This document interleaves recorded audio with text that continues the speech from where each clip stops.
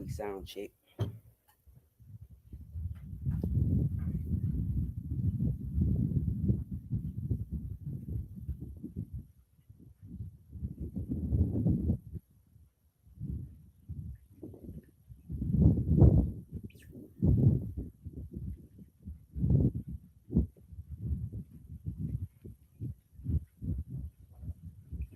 Check 1 2. Check 1 2.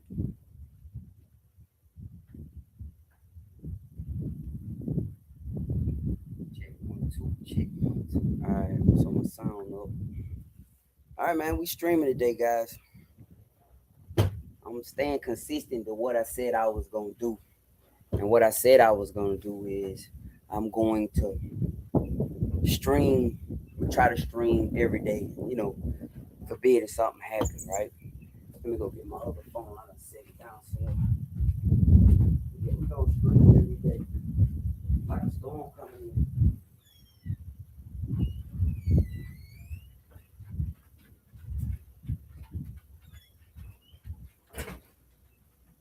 It looks like a storm may be coming in, y'all. I'm gonna set my phone down somewhere, but it's fine. Hey, how you doing? How you doing? Hey, Zen, what's up? How you doing? I appreciate you for joining. All right, baby, now go ahead on now.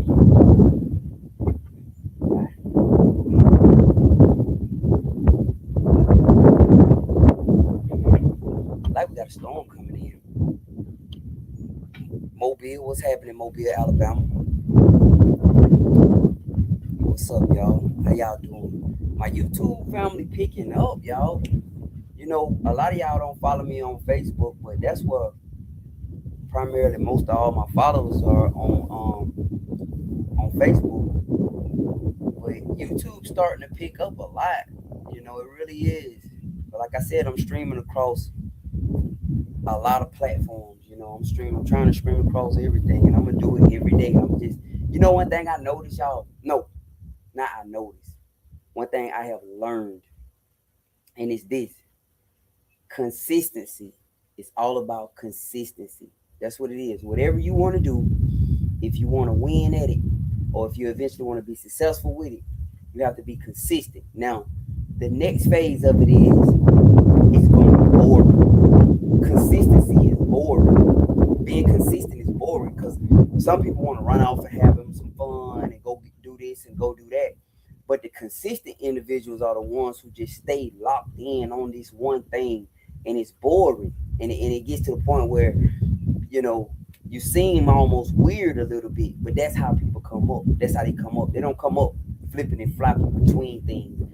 People come up because they stick with something and they be bored. It be boring. Everybody be bored, and they be like, "Man, it's boring. I want to do something else." And they not. They just sticking with it, doing it. So that's exactly what I'm. Yeah, yeah. Go live on TikTok. Absolutely, man. Go live. What's up, Jamarcus? What's up, man? I'm telling you, man. You guys are really impressing me with the YouTube family, man. I'm not playing. My YouTube family is getting to the point where, man, I didn't even. The story goes right. We was not even really posting on YouTube like that because everybody was following us, engaged, and commenting, liking, and sharing on Facebook. So this year, I told my wife, let's just take YouTube serious. She's like, because she's been telling me. So I decided to take YouTube serious. I take Instagram serious now. I take YouTube serious. I'm back on my TikTok. I used to be pumping on TikTok real heavy, but TikTok will make you really famous. Like it really will. Like you'll blow up on TikTok, and everywhere you go, somebody will know you. And I mean, I think that's how that old algorithm was. I don't know how it is now, but I remember, man, being places everybody knew me up in there. Um, but it ain't necessarily a lot of money associated with it unless you're doing them live challenges and the stuff that come along with it. Are you selling products? So just from content monetization standpoint, Facebook is the pretty much ideal because the bar low. It don't take much to get monetized on Facebook, and all you have to do is build you up a community. But so we taking YouTube serious now, and it's picking up. Y'all, like I said, man, y'all really surprising me on YouTube, man, for real. Because all my comments and my engagement right now on this live is from YouTube. Jamarcus on here. What's up, Jamarcus? Zen on here. Um, Lahoma on here. Lahoma, Washington. I got a cousin named Lahoma. They all on here. You know, when they comment.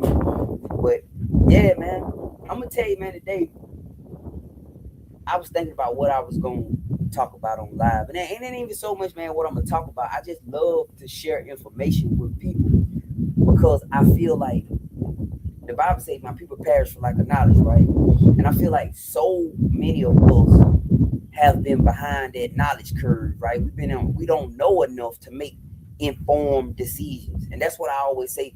It's impossible to make an informed decision when you don't have all the information. So almost all the time we playing behind that knowledge curve and we don't know. So anytime I learn something, I want to teach it. Now, one thing I want to tell you, if you are an individual who go seek knowledge, don't fall for this like poverty mindset. Because poverty is a mindset. What I mean by poverty mindset is you feel like I can't tell nobody. They call it the zero sum. The zero sum. That you feel like if somebody gains something, that means you're losing. That's not the truth. No, you have to have an abundant mindset to say there's plenty for everybody. It really is. Um, you got to decide what it is you want and just go after what you want. But I don't have a problem with sharing any information with anybody. I never have. I never have. Um, I remember back in Atlanta when I used to be into all kind of stuff, and I would figure out this little hustle spot. I tell somebody like it didn't matter to me. Like, and the dude get mad at me, man. You told them, and I'm like, okay, but I just never been that type of person that I feel like you coming up means I'm going down. Like the money you make means I'm making less. Like it just don't work like that for me. So I'm not a gatekeeper, right? So I want to share as much information I can with y'all, man. Um, I'm doing a video right now about the homestead and the benefits of the homestead. And one of the benefits of a homestead, and I'm pretty sure a lot of y'all already know, is the tax provision in there, where you pretty much get 50% off your taxes by filing a homestead exemption. And when you file a homestead exemption, when I was in the city, I had a homestead exemption on my property, right? And I was getting pretty much 50% off on my taxes, and I didn't know what I was doing. But you're pretty much declaring that your property is a homestead. It's gonna function as a homestead.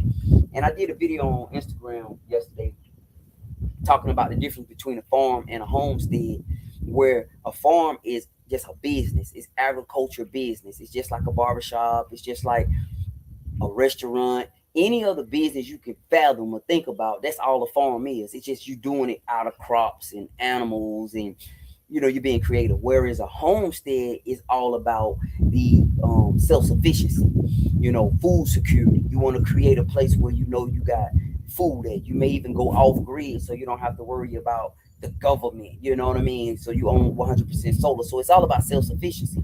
And in Georgia, I can't speak for any other states. In Georgia, there's no property limitation, no size on it, where you be declared as a homestead. So you could get a homestead. I had a homestead exemption in DeKalb County, straight up. And I was getting 50% off of my taxes in DeKalb County. Now, since I've been down here, I have learned some other stuff, right, about homestead and homestead exemption. And I've learned how homestead exemption can benefit you. Another thing homestead exemption can do is protect you from creditors.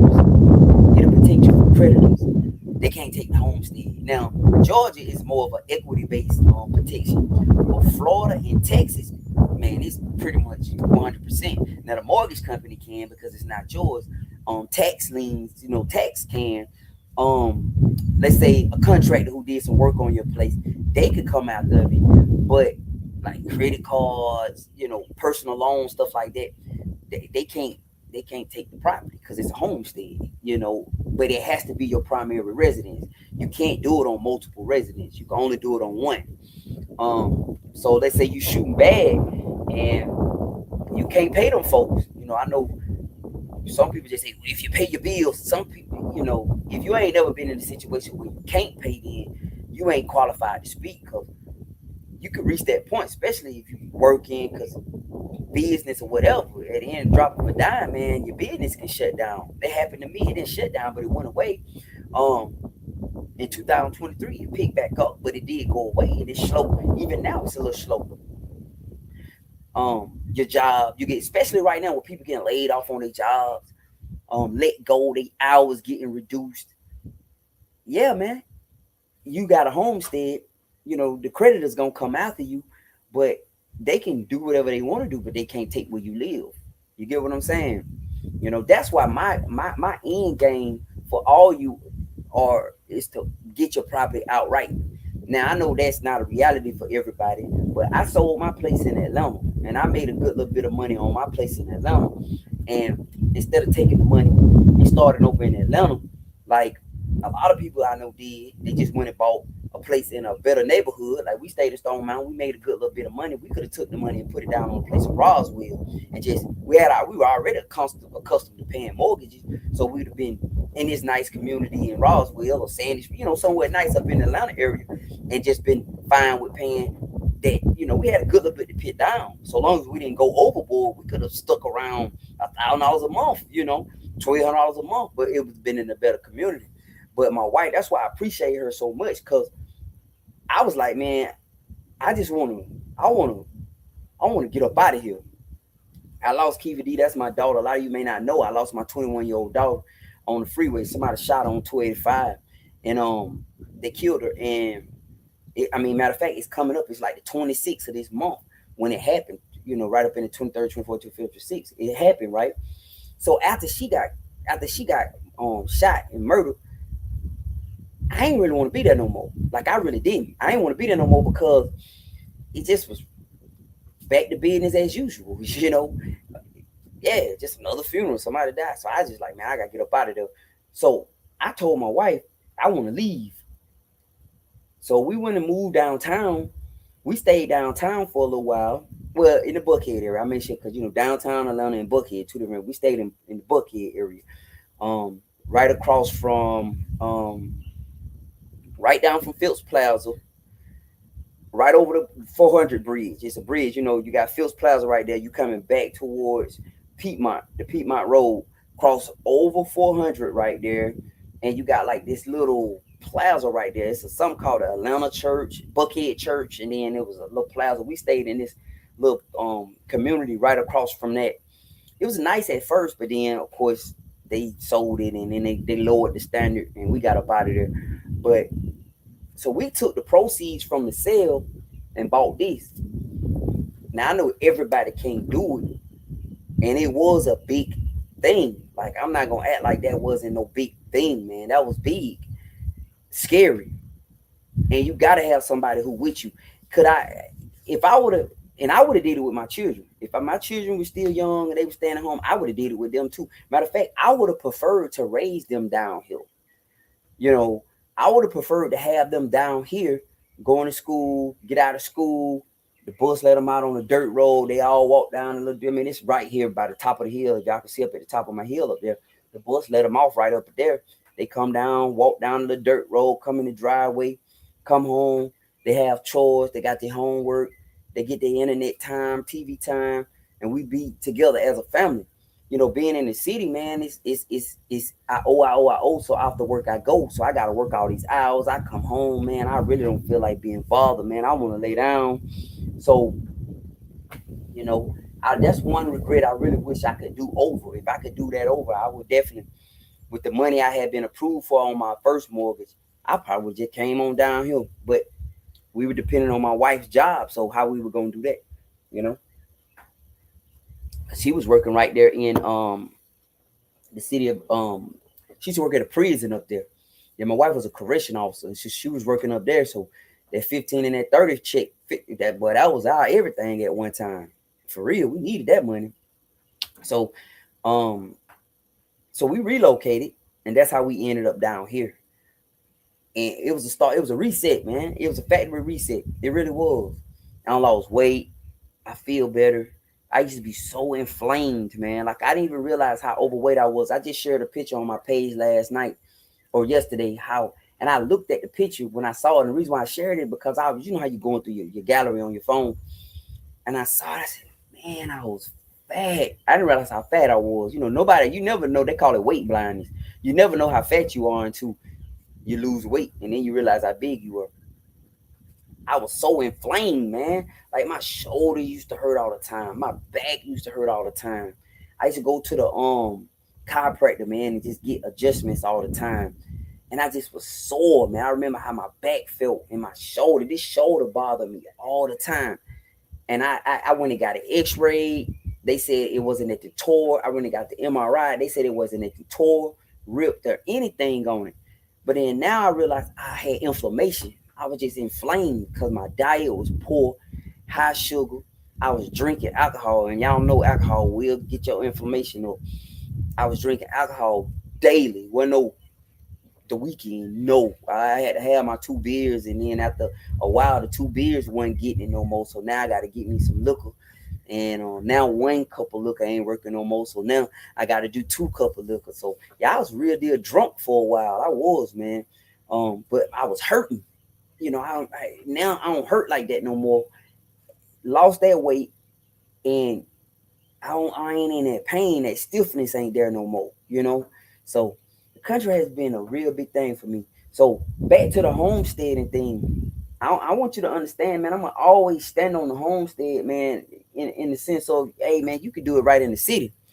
Hey, you don't need no doggone 50-acre property to do no homestead, man. You don't need no 50-acre property to do no homestead, man. You could do that wherever you at. But I'm gonna tell you, and I just want to make sure I say this, man. I remember, so it's amazing when you in the middle of something and you changing, but you don't realize you're changing. I was in the middle of a change, and I felt the change, but I didn't see the change. I ain't trying to be no, talk all philosophical or nothing, but I'm telling y'all, I was in the middle of this change that was going on inside of me, and I knew and I wanted it, but it didn't manifest itself. But I realized I was talking to young man Takara. He came down and spent the day with me yesterday on the front porch. We went fishing and everything, man. And he just come around. And he like to be, in the country and then talk to me and stuff, see my perspective on stuff. And I told him this. I said, in order for the change to manifest itself on the outside, it must first manifest itself in you. Because listen, whatever it is you want is already here. It's already here. You hear what I'm saying? I want you to understand it. You're not if your dream is a mansion, the mansion is already sitting over there off Lenox Road or wherever you want to go, right? So it ain't about creating the mansion. Even if you just want to build a mansion, the dirt is already sitting on the ground, y'all. So just listen what I'm saying. So it ain't about the physical, what you're trying to achieve. It's about what you have to become. You have to become something different. You do. You have to be, like I said at the start of the video, most people not consistent. You're not consistent. You be on one path today and another one tomorrow. And that's the only way you're going to ever achieve. It's like an athlete going to gym every single day, lifting weights. When you first start lifting weights, you're not going to see no results. 6 months in, you're going to see some results. 2 years later, man, you're going to be a completely different individual. You get what I'm saying? But it's the consistency that matters. But I learned this. It's in the consistency that you become something. You become something different, man. And most people, and I'm for real, even myself included in that conversation. Not just you, but and I'm throwing a stone, myself included, have an issue with being consistent with anything. When things are not going the way they want it to go, or it's boring, because I'm gonna tell you, man, everybody liking success or doing successful things to fun. It ain't. It's boring. You got to do it when nobody want to help. You got to do it when everybody leave you. You got to go and keep going when everybody else off finding entertainment for themselves. You the only one still going. You see what I'm saying? So it's not fun. you know. So that's what separates everybody, the successful and the unsuccessful.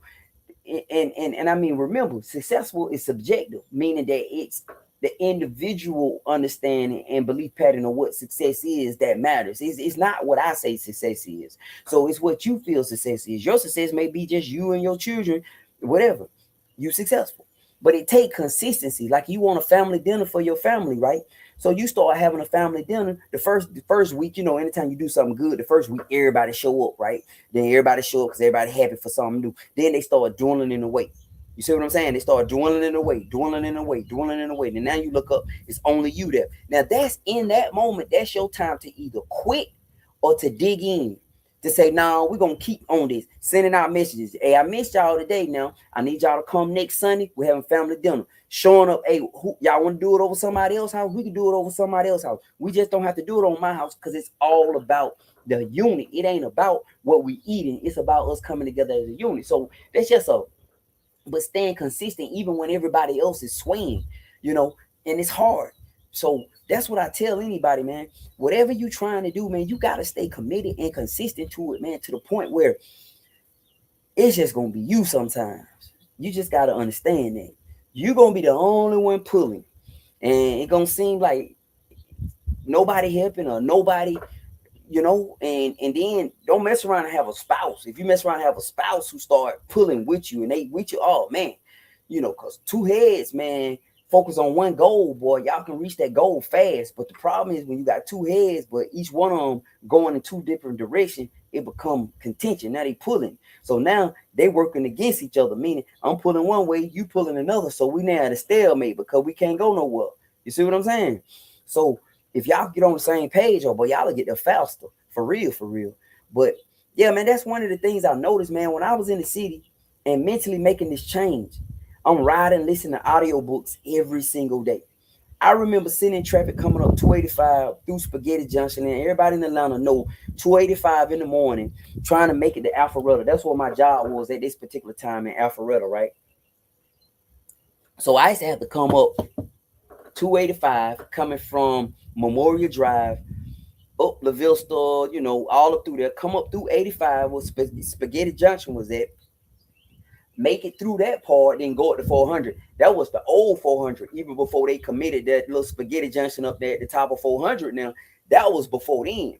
So by the time you get past Peachtree Industrial, it's all blocked, man. So I'm sitting in traffic 2 hours, you know, hour every day, 45 minutes. So what I decided to do was I decided to turn my car into a library. That's what I told myself. This is gonna be my motivational session. And I had these audio books I was listening to, y'all, and I'm gonna make perfect sense because all that birthed me today. That the who I am today, that work I was doing sitting in that car and just going, we started going to seminars. My wife and I started going to seminars.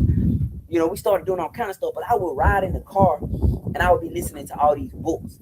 I would be listening to these books, and it wasn't just motivational books. It'd be spiritual books. I was listening to all these spiritual people. I was listening to financial people. I was listening to everybody, man. I would have just fiction books, but I just started just really engulfing myself while I was in that car. And then on the way back, I'll just pick up where I left off. So I'm getting 2 hours in every day, just doggone listening to new ideas, opening up my mind to new possibilities, because how could you ever achieve something if you don't know it exists? So that's why I'm so adamant about y'all seeing where I'm at and what I'm doing, because it opens up another opportunity and an option in the mind's eye of a person who grew up in the city and who don't know nothing but cement and McDonald's. Like that's all I knew. Cement and McDonald's and lights. And, you know, I didn't understand this and even thought it was a way that a person can move down here and make it. You get what I'm saying? So I always want to open that up to everybody's to see, like, nah, man, it's other opportunities, man. So I'm making this change within myself. I didn't know it. And then a big pivotal moment was, and I did a video about this. I was in Detroit, y'all. I was working in Luminous, right outside of Detroit. And it was like a whole year, man. I was up there. And listen, man, if you don't know Michigan, if you've never been in Michigan in the winter, I done been in Chicago. I done been in New York. I haven't been in upstate New York. Chicago windy as a mug, man. New York get cold and snowy. But Michigan, oh man, stop playing. Michigan, oh man. Man, it snowed one time in Michigan so long, man. Like, cause in Georgia, everything stopped when it snowed. No, man, the snow was so deep. I had to get up in the middle of the night and keep scraping the car off. I didn't even know why they gave me the brush in the rental car. I'm like, why they give me this brush? The man said, you'll find out. I was like, what this brush for? The man told me that's to get the snow off your car. I'm like, oh, okay. Man, I'm getting up. The first night I made the mistake and didn't get up. When I came out, man, my car was buried in snow. When I opened the door, snow fell all in the car. The seats wet. It was crazy. So the next day, I had to get out there and brush the snow off. Cold. So I'm up there this whole year, y'all. This whole entire year, man. I'm flying back home Friday, come home Friday, Thursday night, Friday morning, come back, stay home. I'm flying back out pretty much Sunday. You know what I mean? I'm up there. I'm talking about pretty miserable. Like, I'm living in DFW up there. Like, for real. I know, I know my way around DFW, like in Hartsville, like the back of my hand. Because I'm there every week. Miserable. So I started listening to this TD Jake sermon. And it was a sermon about, he had a New Year's Eve sermon.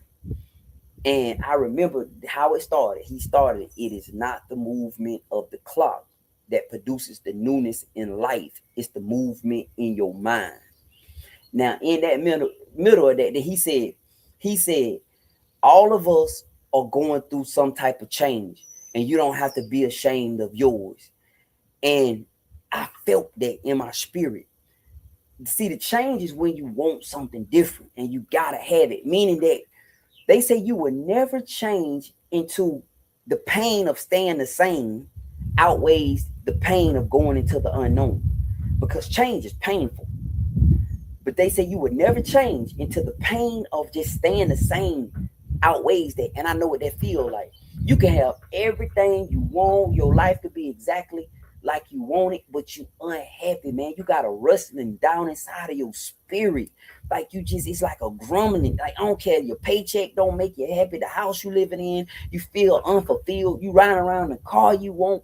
Everything you unfulfilled, man. And that's why we tend to do stuff like retail therapy, and we drink, smoke, get high, because what we doing is we suppressing. We're trying to find stimulants in ourselves, man. We're trying to make ourselves happy using these chemicals and substance, because going to work every day don't make me happy no more. When I first started the job, it made me happy. Now I've been here 6 years and I'm miserable. You see what I'm saying? I used to love this community I live in, man. I've been here for 12 years now, and now I hate it. My community that I lived in over off Stone Mountain felt like a doggone cemetery. I remember riding up the road one day. I was riding up the road and I felt like I was in prison. Like I did. I said, man, it's like prison right here. I've been in prison. So I was like, this what this feel like. Prison. So the very thing that you cherish today can turn into something, it can turn into an anchor tomorrow. And that's how I was. I was miserable, man. I was miserable. I'm talking about for the last few years in Atlanta, I was miserable. My daddy had died, so I didn't have him to go talk to no more, to sit on the front porch and talk to. Just, kick the bobo with him. And everything that went along with his death kind of changed everything for me and my family. My daughter got killed, and it just was miserable up there, man. So I was in the middle of making this change within inside of me, and I didn't know it. It started inside of me. So I started learning. I started teaching myself. And I got myself to the point where I started knowing stuff that I hadn't done. Because of all these reading I was doing, listening I was doing, I was getting confirmation from one book in another.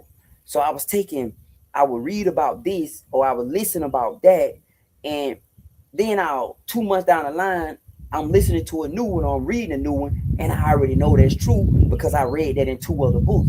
So I find myself regurgitating information that I ain't physically done yet. I haven't done it, but I've been accumulating it. and retaining it in my mind, right? So when we went to sell the property and we sold the property, I remember I knew what I was doing a little bit. And when we bought this property, I remember buying it. I knew what I was doing a little bit because I had already put myself in that room, even though I had never been in that room, if that makes sense. So today I want to tell you this, man. A lot of you guys follow me because y'all ready to leave. Y'all ready to change. You tired. And I just want to tell you, it's not going to start with a location. That change, not going to, the location ain't going to fix it. It has to start inside of you first. When you relocate, you done already relocated. Before you can relocate, you have to you gotta detach yourself and disassociate yourself, right? So in order for you to move, you gotta let that anchor go mentally and in your spirit. So that was one of the things we had to do. We love that house over there. Like we got comfortable. That nest, you feel comfortable. I remember one time, this how comfortable I had got living there. I remember one time we had moved. We didn't live there no more. And I was driving. I'm on autopilot. You ever been on autopilot before? Like, you don't even know how you got here. Like, that's how I was, right? Like, man, how I get to this exit? I'm on autopilot, right? We had lived there 15, 16 years. I'm driving. I realized at the last moment I was headed back to the old house. And I had to turn around. I had to turn around and go back the other way. I was headed. I'm sitting in traffic. Because I had an office in Norcross. So I had been doing that ride so many times and so long that when I came down Peachtree Industrial coming up out of Norcross, I normally make a left and head back down 285 back towards Murray Drive, La Vista, all that. But now since we live in Buckhead, I make the right, go up to 400, jump on 400, get off right at Piedmont Road, Lenox and Piedmont Road, make that right. My apartment complex right on the right. So I'm just riding, like I'm in autopilot, man. I'm headed down 285, sitting in traffic, listening to my books and everything. And then at the last moment, I realized, I think I got off on La Vista. Like, man, I'm going. That's how long I had been living there, and I had became a little drone, a robot. So that change happened today, man. You want to move, you want to change, you want to do this kind of lifestyle, which is a phenomenal lifestyle. It's very peaceful.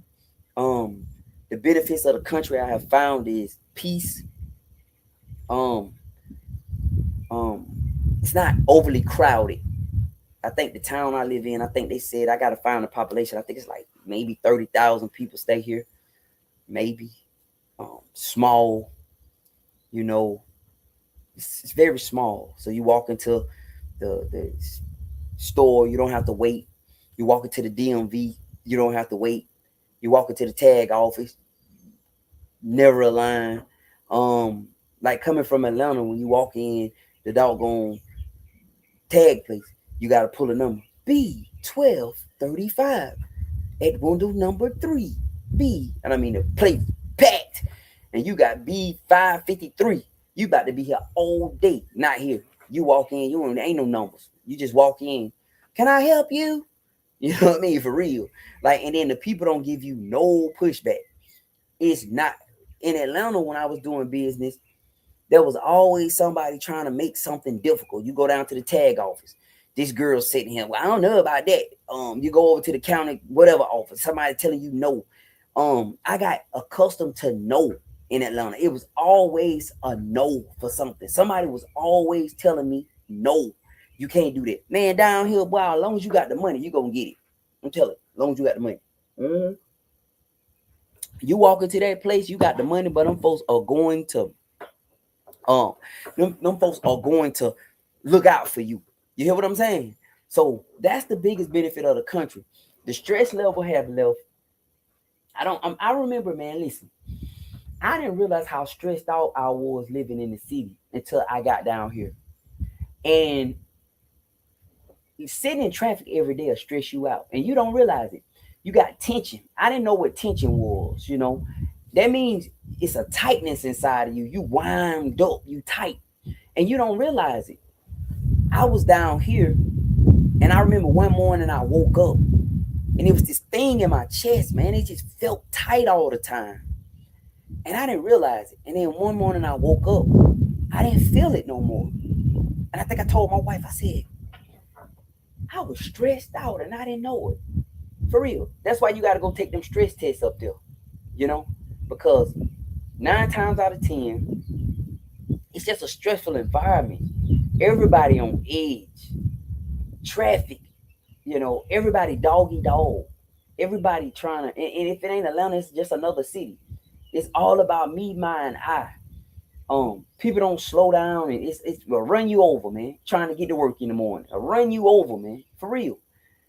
So being here, I get a chance to be serene, and the next thing I found out is allowed me to realize what's important. We chase things in the city, we on that treadmill, just to find out later in life that they're not important. And that's the thing that I really, really want to share with you guys, especially a young person who will listen to me. It's things that you think that are important, that if you can separate yourself from the environment you in today and just give yourself time to think and sober up, for real. Because if you drinking, even though you ain't had a drink today, but you had one yesterday, that alcohol's still in your system. For real, you ain't sober. That's one thing alcohol taught me. That if you drinking drinks every day, that stuff has gotten so deep into your system, man, it may take a month for the alcohol to get out your system. Straight up, man. You ain't thinking straight. You thinking straight, but you under the influence. You are. And I didn't understand that because I was always under the influence. Because every night I had to have me a couple of beers, I had to drink me some liquor, because that was helping me deal with my unhappiness. The fact that I just could not, I was miserable, just miserable. You see what I'm saying? So all that hard working to spin my wheels to get that nice truck I had a nice truck. My house had completely been remodeled. Like just a lot of nice stuff. Just to not even be happy. You know, um, using liquor, food as a crutch. Cause I want to say that too, man. The food is just as bad. When you're unhappy, you tend to do stuff like eat yourself to death. Like for real. But when you can find fulfillment in other things, you can realize I'm using this as a crutch. Because addiction is addiction. I don't care what type it is, right? You could be whatever kind of addiction it is, it's an addiction. And it's ultimately going to kill you, you know. So, but I've been there. I just want to say that. Like, I'm not a person that can judge anybody because I done been addicted, buddy. Like, for real. Um, but I get a chance to slow down here, right? And kind of breathe a little bit. And then I was talking to a young man yesterday, and he was telling me a few things, and I was telling him like, man, you'll realize that some of that stuff you think important to you in the long run, it ain't gonna be important to you. And how I can say that is because God has allowed me to see my granddaddy pass away and my daddy pass away, and I had an uncle named Fuzzy. He let me see them 3 men pass away. They were older than me. Fuzzy passed first, my daddy passed, and then my granddaddy passed. Right, granddaddy passed right over there.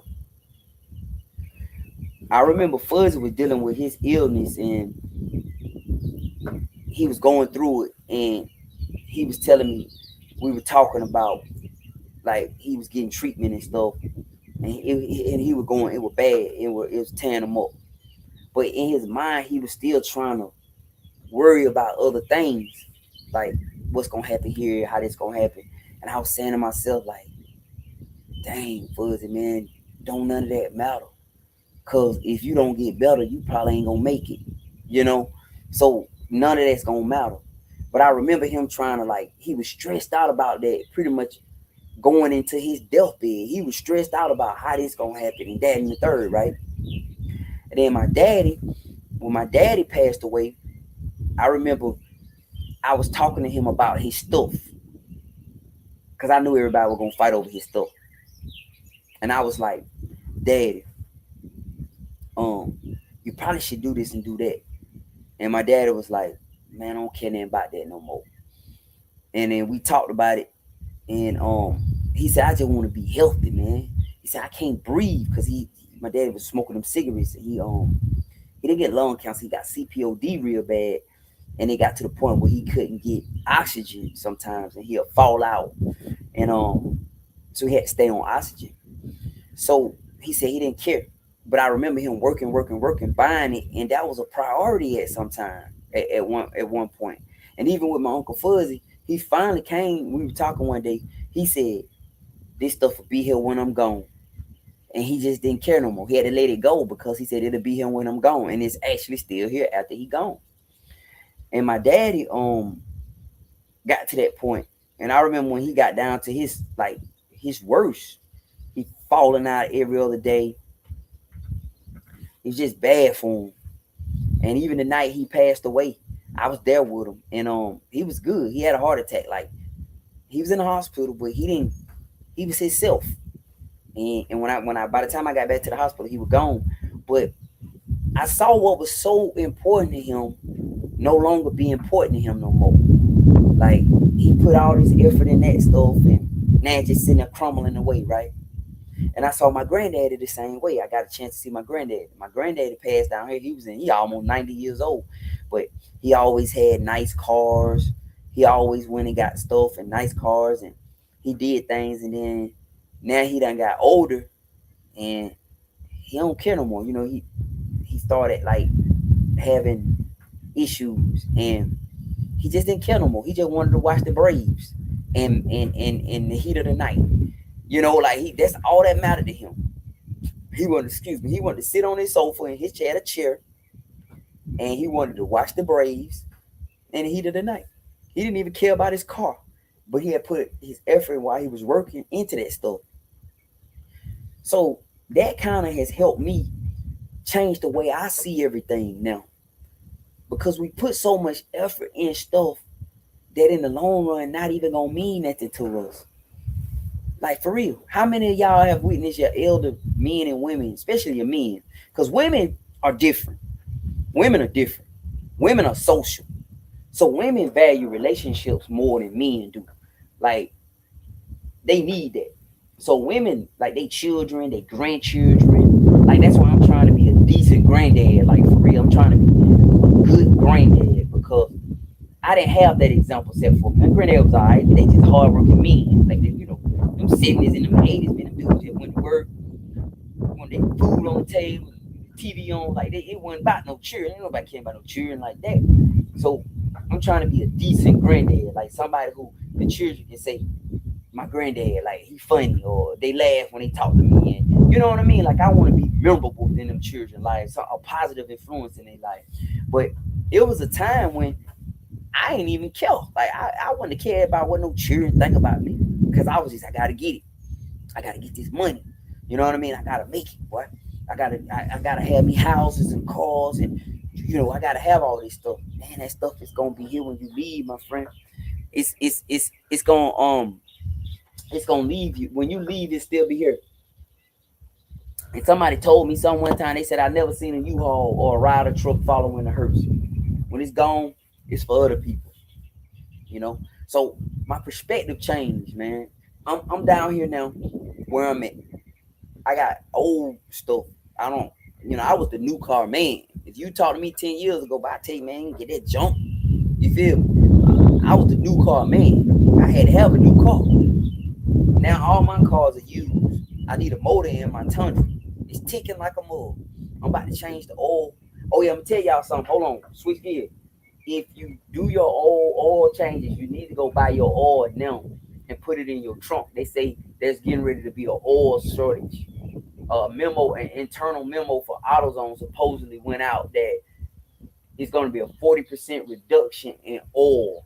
So if you're the type of person that do your own oil changes, if you got a little money set aside, you probably want to go pick up some oil for you know what I mean. I just wanted to say that. But I'm back to the point. The point passed on, but I do my own oil changes. It was a time when I stopped doing all that. All that.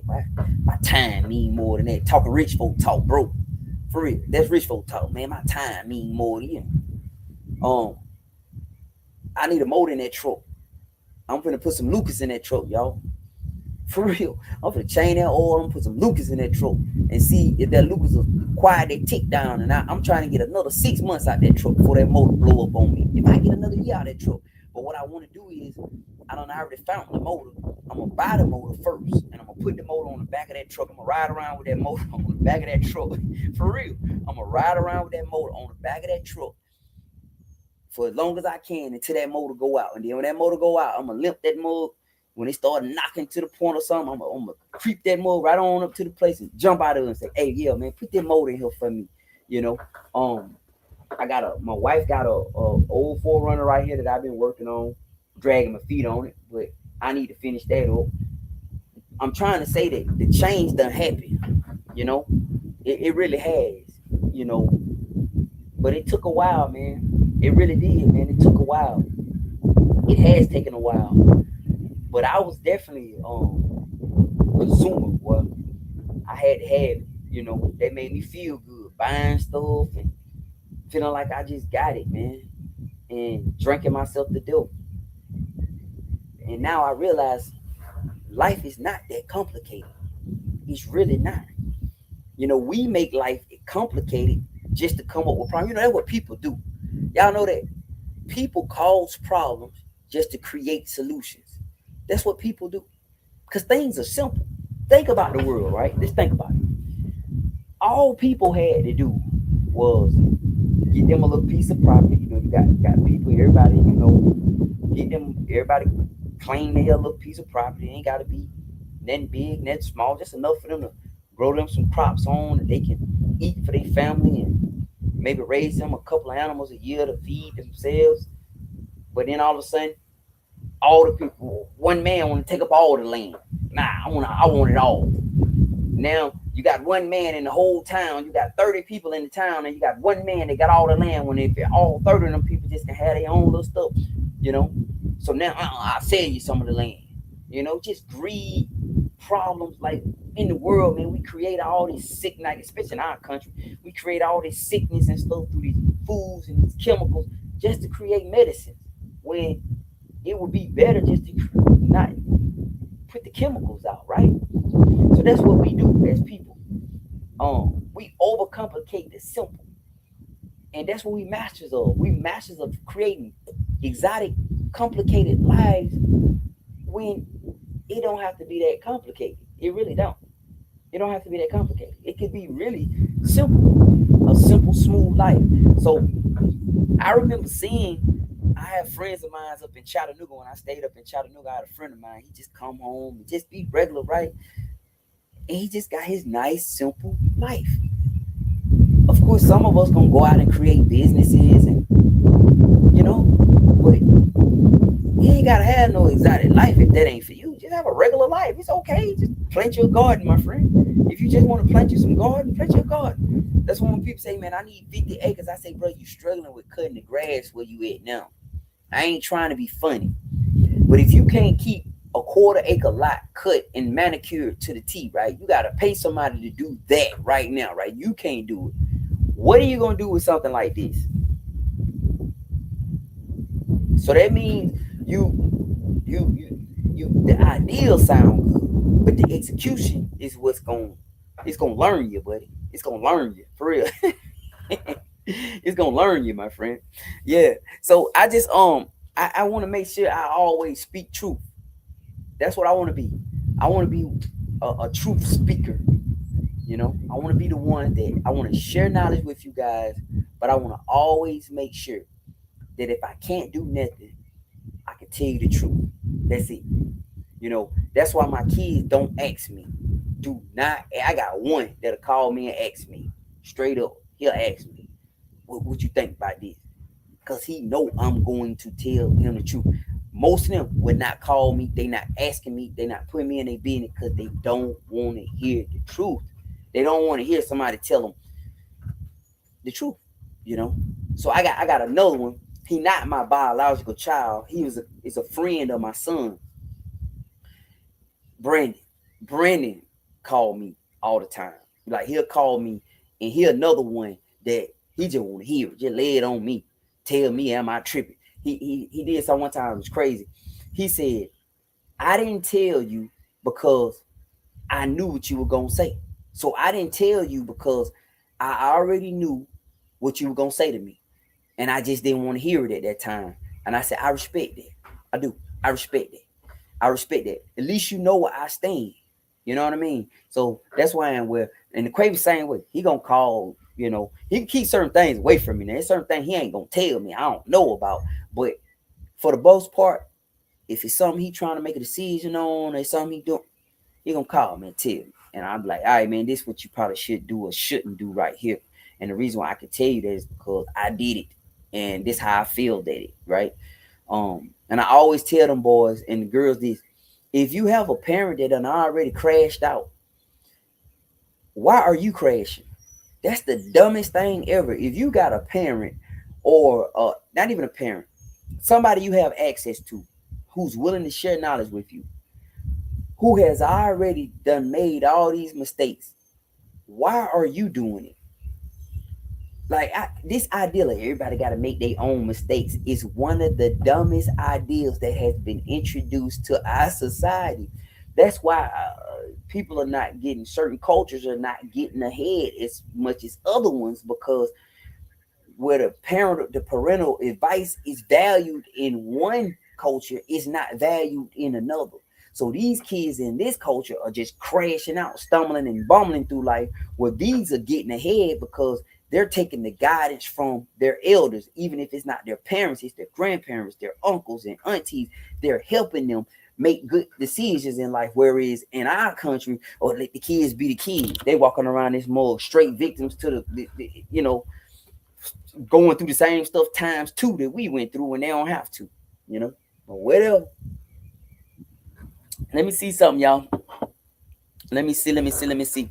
I'm gonna come on and try to share. I'm always trying to share as much knowledge as I can with anybody who's willing to listen. Not everybody is willing to listen, and the thing about me is this: I'm to the point where I'm like when Jesus say them, when they say in the Bible, when they say you dust off, shake the dust off your feet and the sandals and move on. I'm out. I don't want to say it twice, really. That's how I am. I tell you, but I don't want to keep telling you the same stuff over and over again. Because you got people who want to ask questions. They want the information just to talk about the information. They're never going to take it and do nothing with it. Like you got people who just in love with talking about something. It's like the person who going to always plan the trip. They want to get together and plan the trip, but never take the trip. I'm talking about, boy, talking about it coming up. Well, yeah, we're going to do this and do that. And then they get ready to take you, right now ain't a good time, man. I'm going to have to wait, man. My money ain't right, blah, blah, blah. Bro, we've been planning this for the last year, and now it ain't right. So, yeah. So you got people who really enjoy talking about things that they never going to go try to do on their own. They never going to do it, So I try to learn to spot those fads. And the reason why I try to learn to spot those fads is because you're not about to waste my time. I listen to people. So when I talk to you, I listen. So if you talking and you coming to me, and every time I say this and you say, but what about, I'm done. That means you're trying to find a reason not to try to do what I'm telling you can be done. I would never advise you on a situation that I haven't done. I am a man enough to tell you, listen, I ain't never done that. I don't know. I'm not going to try that. I'm trying to give you advice on open heart surgery. Come on, man.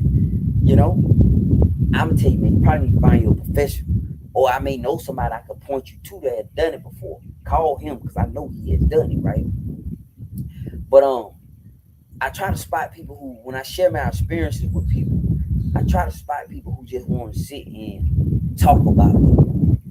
Most of the time, the people who gonna do it, they don't even, I don't even hear from them. Like I don't hear from them like that. They just doing it because they too busy doing it. You know what I mean? So that's the biggest thing that I notice.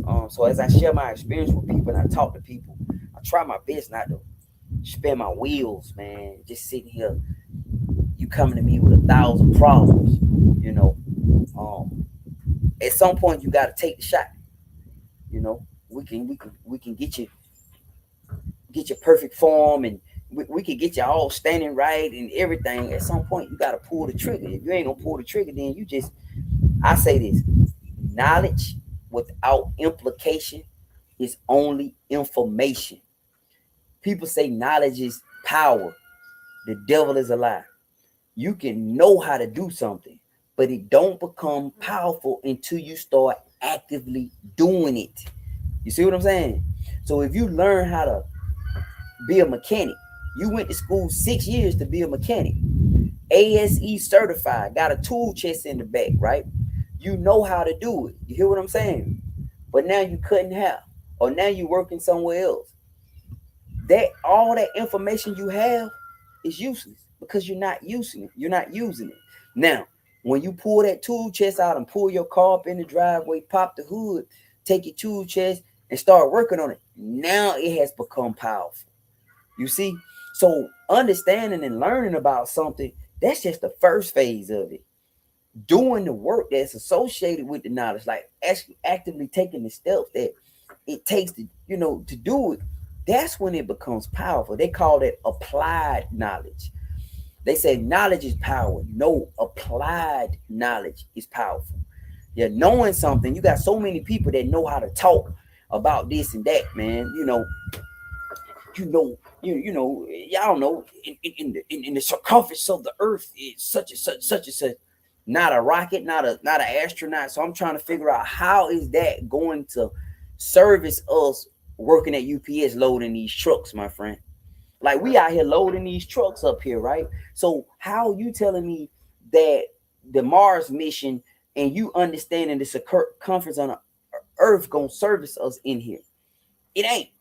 So it's just conversation. So it's just knowledge without implication. So you just got a bunch of information.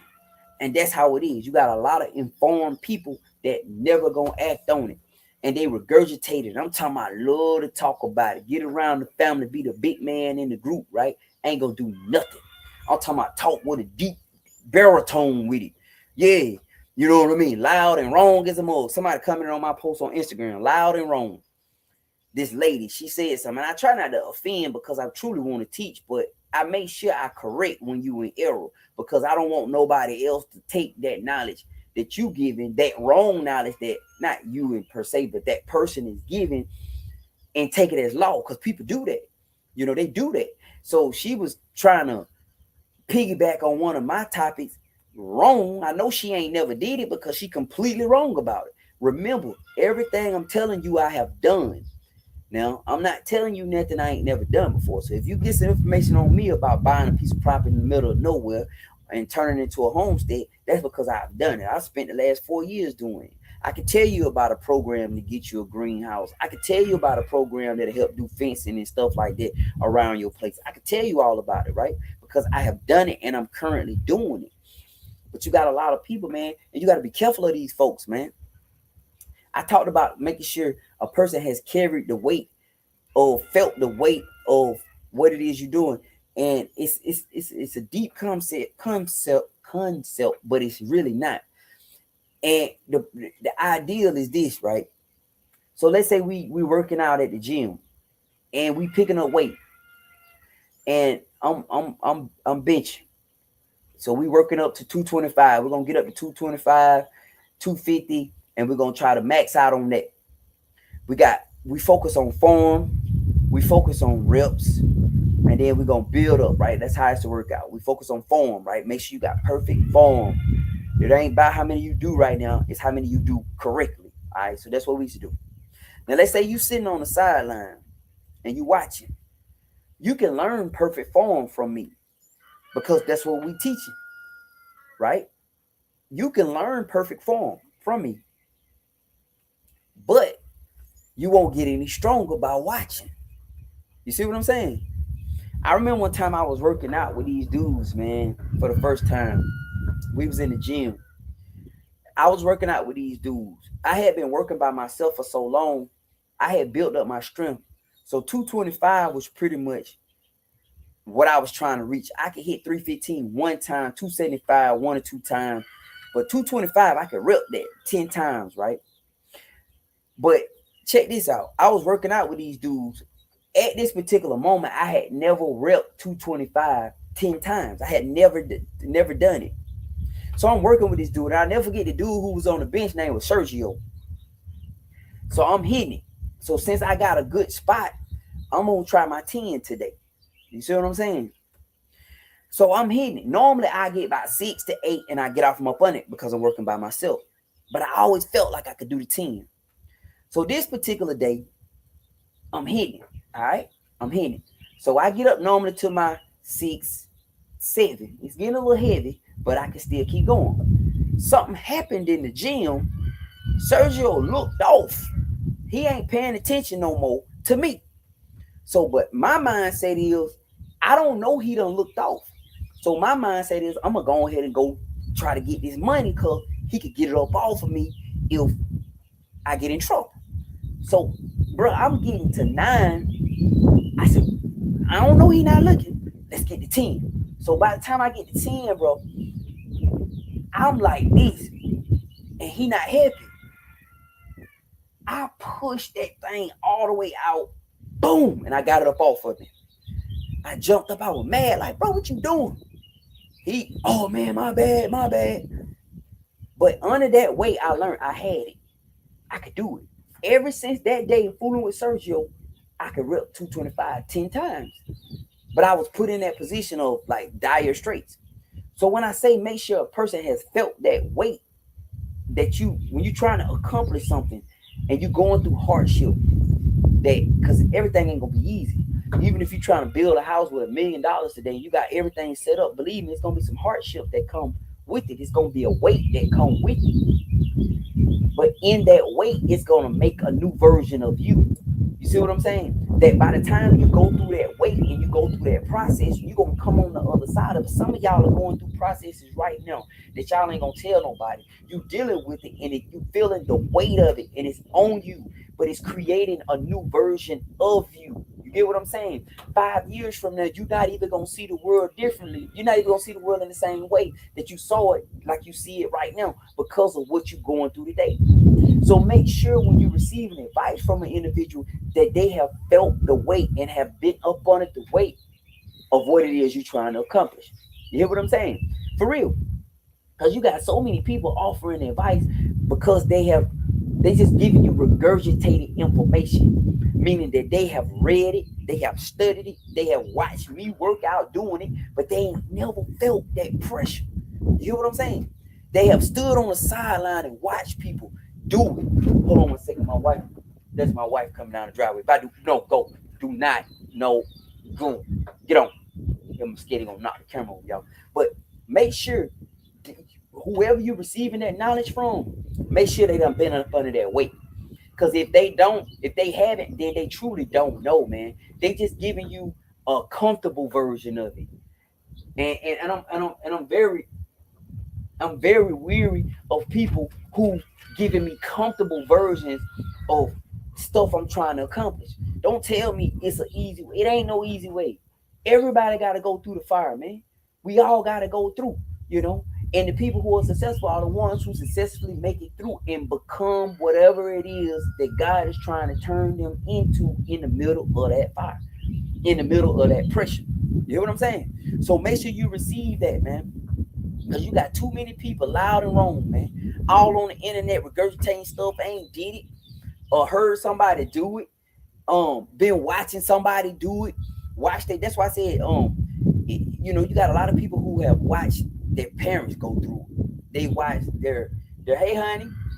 Yeah, they watched their daddy do it, right? They watched their daddy fail at it. And they've called themselves experts of it, but they ain't never felt that weight, right? That pressure. Yes, sir. Yes, sir. Yes, sir. Yes, sir. Hey, y'all. How y'all doing, man? Yes. How y'all doing? But I want to. That's the main thing I want to share. One of the main things I want to share. But in my spirit, I feel, man, like, it's so many people going through this change. It's a change that's happening. It is, and that's why so many people are drawn to this country life. They want to get out of the city. I get, if I showed y'all my message requests and my messages, like it's too many to respond. Like I need an assistant to sit there all day. That'll be their 8 hour job, just responding to messages. Bro, that's my dream, man. Hey, bro, man, I'm trying to do this.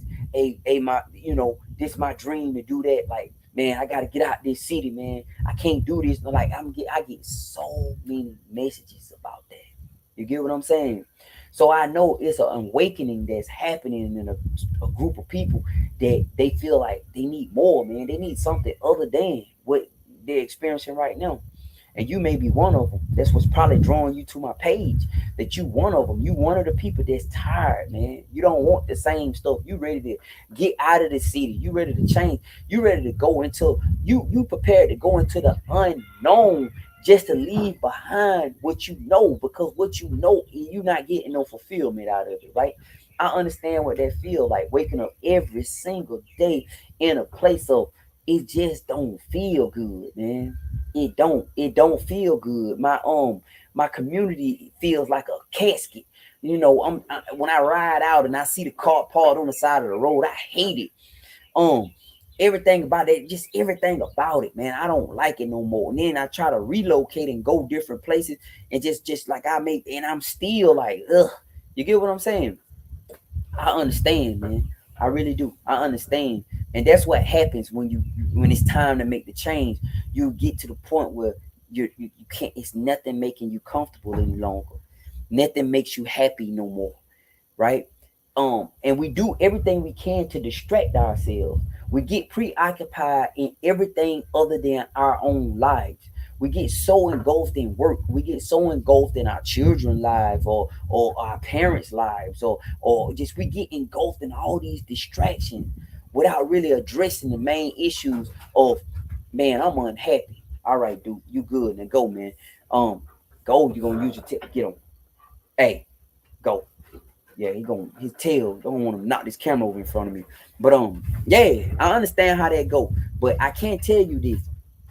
If you are being nudged in your spirit to change, it ain't gonna get no better where you at. It ain't. You got to, because you're just not gonna find any peace. You're not gonna find any peace. The peace and joy is not, and that's probably why the addiction rate is what it is. Because I think the addiction rate is higher than what it is. You just got so many people who not willing to tell everybody that they struggling with alcoholism, because they doing it in the comfort of their homes every night. Whereas you see the dude hanging on the side of the car, yeah, man, what you saying? It's easy to judge him, but you knocking them back too every day in the comfort of your home. It ain't nobody business without drink, right? Um, that's why I think the addiction is what it is in our country, because you got so many people trying to escape this reality of this rat race that we all in this country. This rat race of work, work, work until I just fall over and die one day, or I get diagnosed with something, and hopefully I got the kind of coverage that they'll pay for the treatments that I need. If not, then at least they'll pay for hospice, where I can be given something where I can go out comfortably. You get what I'm saying? You got so many people trying to escape that. Like, you see it all around the nation, in cities, man. Just people on fentanyl and bent and leaning on it, because they trying to escape reality. They are. And as a nation, we have to ask ourselves, what's wrong with the country, and what's wrong with what's going on in the country, that people have to resort to eating themselves, drinking themselves, smoking themselves, shopping. Shopping is another thing. That's what the consumerism is, what it is. Because y'all know how I feel to run and go buy some brand new stuff at the store and just to put it in the closet later and don't even really wear it. I remember that, but I had to have that jacket in the store. I'm trying it on, man. I'm already stepping out in this mode. But man, I wore that thing 3 times and then gave it away. You get what I'm saying? Yeah, because it make me feel good in that moment. In that moment, it make me feel good, but that ain't gonna solve the issue. You gotta find that peace. And how we find that peace is we gotta get back to the land, y'all. Yep. We got to get back to the land. And it don't have to be 50 acres. It can just be your little patch of ground in the back of your guard in your house. From the dirt we came, so the dirt we returned. The dirt is they found out that fooling around in soil has got this kind of calming mechanism or something about it. We got to get back to basic stuff, y'all. We got to get back to just regular, everyday, just doing regular stuff, man, and stop being in this exotic, miserable life that we done created for ourselves within the cities that everybody is just unhappy, you know. So we gotta eat ourselves. Like, I'm gonna stand on it. The food problem is probably worse than the drugs, because that's why heart disease is the number one killer in the nation, and number two is cancer.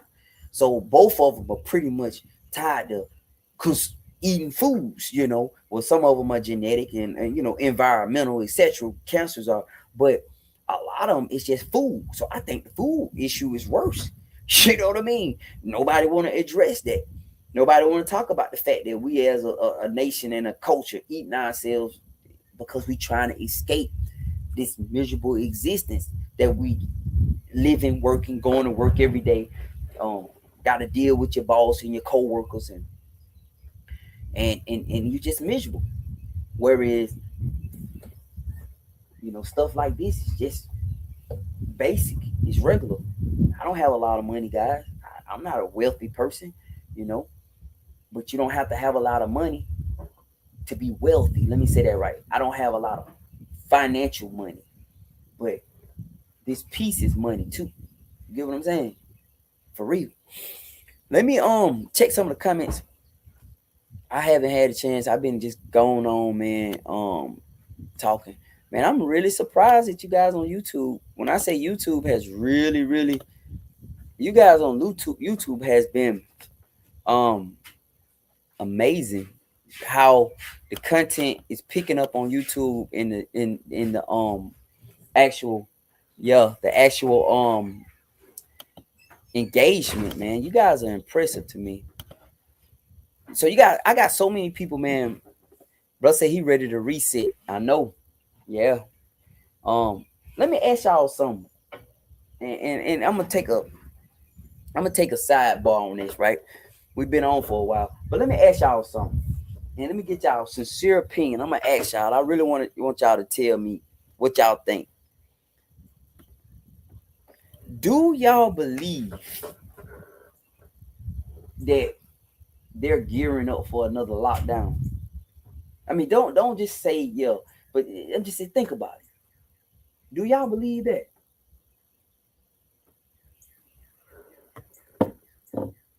I don't know. The reason why I'm saying this is because they pushing this hantavirus, and then it's the WHO came out with the Ebola warning today, saying that Ebola is in the Congo is in a high whatever.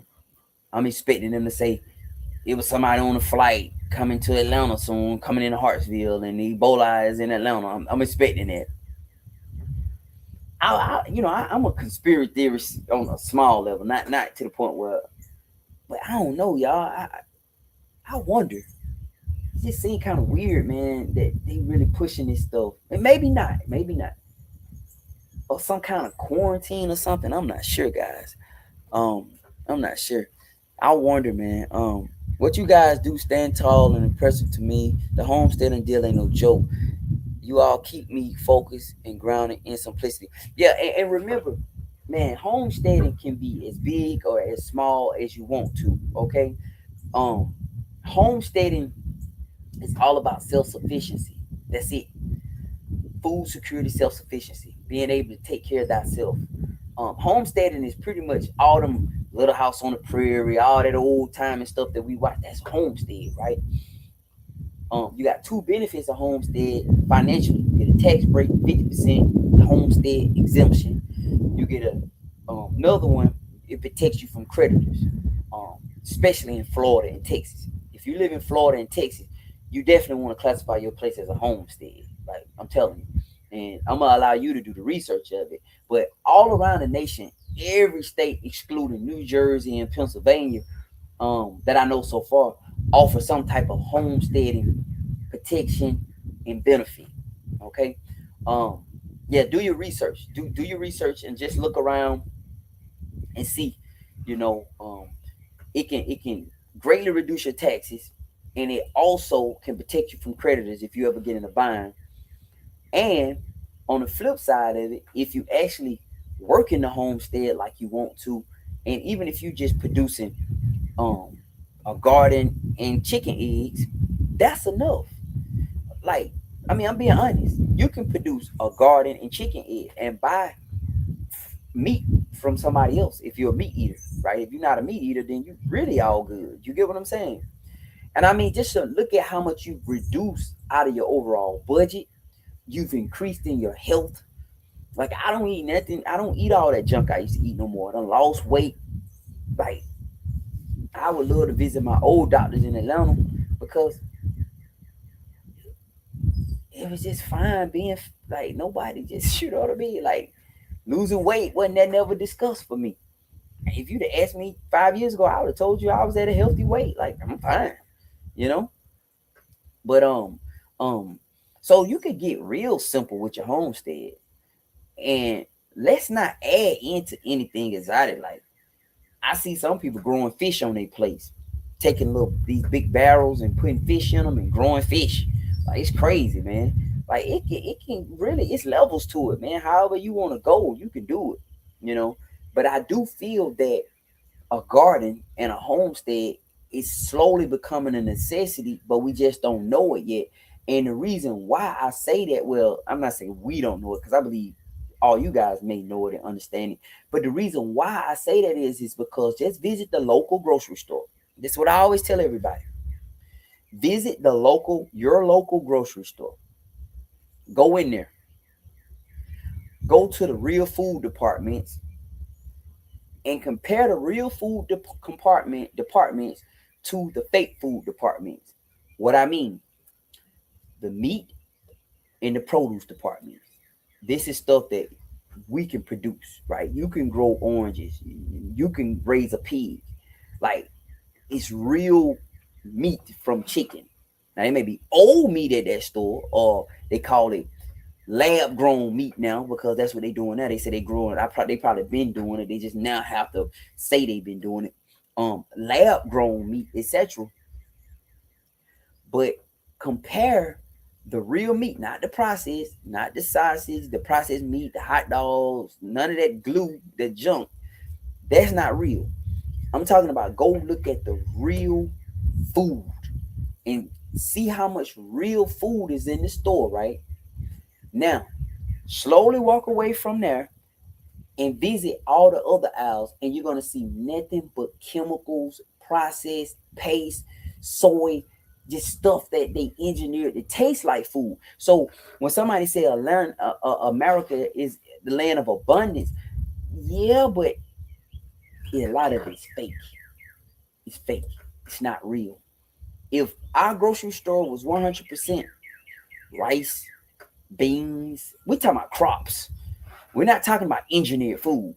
Rice, beans, produce, real veggies, meats, real meats, not lab grown meats, real meats, but um real eggs, even if you into dairy, you know, cow's milk or goat's milk, like they had to produce real food. No ice cream, no hot dogs, no sliced meat, none of that gluey stuff they done mushed together and made it look like the meat, right?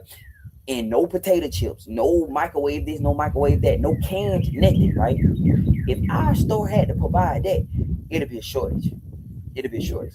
But see, they have conditioned Americans to eat fake stuff. So Americans have been for generations eating fake food. So since Americans eat fake food, it's easy to provide for them. Just get them jokers that stuff. They'll eat it. You know, I mean, their life expectancy been brought down by 20 years, but it's cool. They fine. You know what I mean? The last 10 years of their life gonna be horrible. They're gonna be dealing with some kind of illness, but they straight. You get what I'm saying? So it's not abundance here. It's just an image. The ideal is. So when I talk about homesteading, I talk about homesteading as a survival, not as a show. I think we have the luxury right now to play homesteading right now. Right now, there is a luxury for us to play in a garden, and it's more for recreation, not for survival, right? We got a luxury to do this and do that, but people are not doing it because it still seems far fetched. And we're being lied to about everything. So why would you be surprised if you go to your local store and it's closed tomorrow? Hey, that never happened. COVID taught us it can happen. You know, COVID taught us that. I used to be in Caracas, Venezuela. Anybody have followed me long enough know that was one of the transformative times of my life. I used to be in Caracas, man. Um, I used to work right across from the Hugo Chavez University at IBM. I was being flown in from Atlanta. We used to have to fly down to Miami, and then we'll fly directly from Miami to Aruba, and then we'll stay in Aruba probably a few hours, 5 or 10 hours, and then we'll fly from Aruba to Caracas, and then some of the flights I fly from Caracas to Houston. We'll go from Caracas to Houston. Um, yeah, most of the time I flew from Atlanta to Miami to Aruba, and then Aruba to Caracas, and then when I flew back, I would fly to Houston. So I used to be down there. You hear what I'm saying? And see, I used to see how the people were dealing with what they were dealing with down there, right? And one of the things I saw was when we went into the stores, it wouldn't be a lot. Like in America, we got a lot of this and a lot of that. It wasn't a lot of this and a lot of that. It was you pretty much got what they had in that moment. And then when I was down there, this was I think it was in 17. You only can get you only can get one item. Like it was one item per person or something like that. You couldn't get a grocery bucket full of stuff. You get what I'm saying? So all right, buddy. So I started paying attention a little bit. So that was 17. I was down there. I think 15, 16, 17, something like that. I gotta look back through my I could find. And I started seeing how that was going like. And then they was having little lines. People was in line to get to the stores and stuff like that. You could only get one or whatever. So then 2020 hit in America. And when 2020 hit, when I was walking in the stores, it started looking like Caracas. When I started seeing how all the water was off the shelf, the tissue was off the shelf, paper towels was off the shelf. There's a paper towel tissue shortage.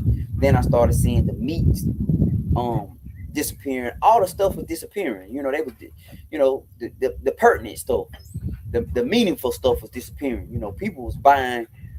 People was smart with their spending. Then they was actually buying resources. Then, in my mind, I had to go stand at the grocery store one time for my grandma and granddaddy because they was talking about they gonna go out, but at the time it was really heavy. Like protect your elders. If you can go for them, go for them. Don't let them go to the store. You know, they wanted to go, and I was like, "Come on, man, please don't go. I go." And they was like, "We will go to the store." I said, "Just listen to me. They saying this, they saying that." And I ain't know no better. All I knew was what they were saying. So I went and stood in this line. My grandma gave me this long list, and I wouldn't even go in her house. I said, "I'll put this stuff on your front porch, and you get it." So I stood in the line, got all her stuff for her. But I stood in the line, and they was only letting like 4 or 5 people at a time in the store. It was a long line, man. We was off Counter Road, Big Bear, over off Counter Road, right there by South DeKalb Mall. And they were like, I think they were letting like maybe 10 people in the store. I forget how many they was letting, but it wasn't that many. You could only go in the store. And you could only get like, they put limits on what you can get because you had some people coming in trying to buy the whole store at one time. I remember being out in Caracas and seeing them people standing in line. And when I saw that, the first thing in my spirit was, we're not as safe here as we think we are. We've been shielded as Americans from the problems of the world. The world has been dealing with things. I had a friend from Poland, and I was telling him about, I went in the store and it was something not there, blah blah blah. And he was like, I'm from Poland, man. We used to that. He said that's just regular for us. You go to the store, they got it this month, they may not have it for 6 months. Like, they may not have it, you may not see it again. I said, really? He said, yeah, man. He said, that's regular. So Americans, we have been shielded from that, and it's a price associated with that though. So because they're pumping all this fake stuff to us, we suffer in our bodies. We suffer sickness.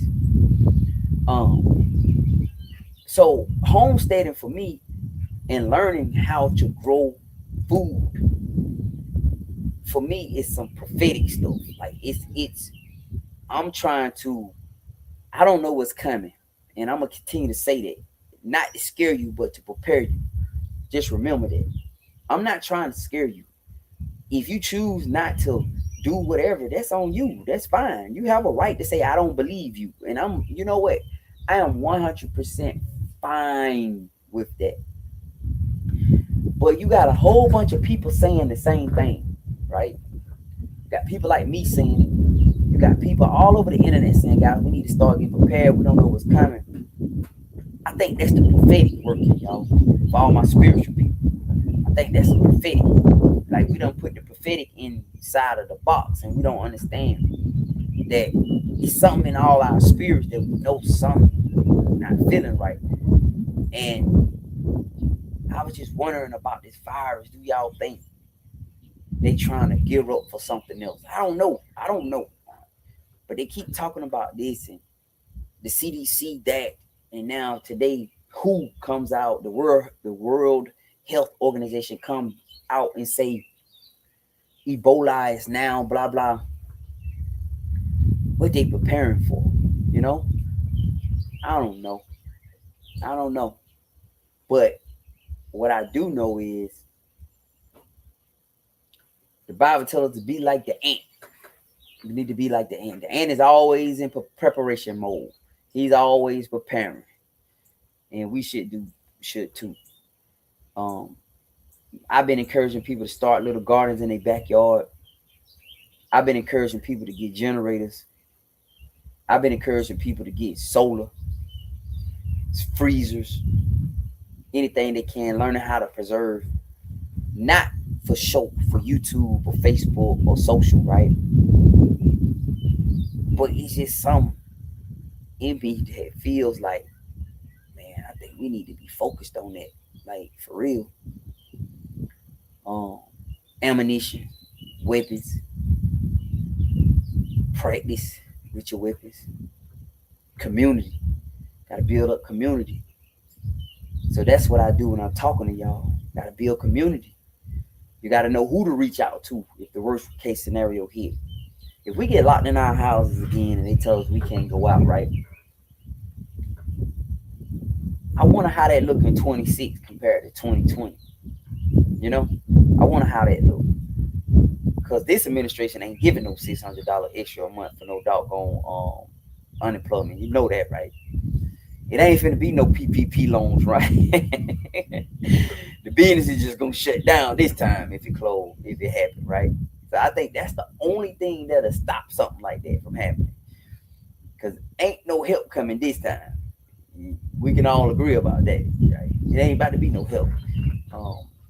It's you gonna sink or swim. It's gonna be the survival of the fish, right? I don't know. Tell me what you think. Maybe I'm just a conspiracist at heart. I don't know.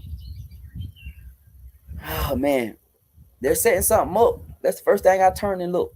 You're in Clayton, doing the same thing. What's up, brother? Yeah. How you doing, my friend? Let me see. Yeah. Hey. He said if they are, it would be a huge blessing to your business. You think so? If they if they shut down, man, it would be a blessing, won't it? Yeah. I am so over the softball size onions and no taste tomatoes. I had to drop some, and I mean, that's another great point. I want to say that, listen, if you've never eaten fresh grown vegetables or meat that you've grown, you don't really understand. And I understand the tomatoes are horrible in the store. I don't even want them. They garbage. They don't taste like nothing. They don't. But if that's all you've had growing up, you think that's what tomatoes are. I remember living in the city and I ate goat meat in the city. Nasty. But I thought that's just what goat meat was. So I don't really want none of it. It tastes alright. So now I'm eating goat meat straight off my farm. That ain't how goat meat tastes, y'all. It don't taste like that. We were eating old goat meat in the city. It was old. Yeah, because we was having to go to the farmer's market to get it because you couldn't go to you know, the regular Winn Dixie or Kroger or Walmart to get it. So you had to go to the farmer's market to get it. Yeah, they had old goat meat, man. That was old. Straight up. Now I didn't ever go to the DeKalb farmer market and get it, so it may be different over there, right? But all the little farmer markets around town, man, them farmers, that goat meat was old. Now I ate a rack of goat ribs the other day. Amazing. We talking about some epic meat. Epic. Grandmama said the goat she eat down here the best meat she ever ate in her life. For real. It just don't taste the same. It's not the same. The chicken that way. The beef don't give me indigestion. I mean, it just all has flavor. It tastes like it has flavor to it. That's the right word, guys. Yeah. So if you've never eaten it, then it's you will learn. You're welcome, Linwood Anderson. You're welcome. You're welcome. We would love to try real love grown. Yeah, goat. I grow goats here on my place, and I can tell you straight up, goat meat so good, man. I'm telling you, when somebody tell me they don't eat goat or they don't like the taste of goat, I just say no. You've had the wrong goat, and I can only say that. And you know, like somebody said last night, respectfully, you had the wrong goat. Respectfully, you have. Um, no, a friend of mine, he has. Well, I consider him a friend. I don't know if he consider me a friend, but it's somebody I know. Um, he raises goats, and he told me something one time. He said the worst thing a person can do is have the first experience with goat meat, a wrong experience.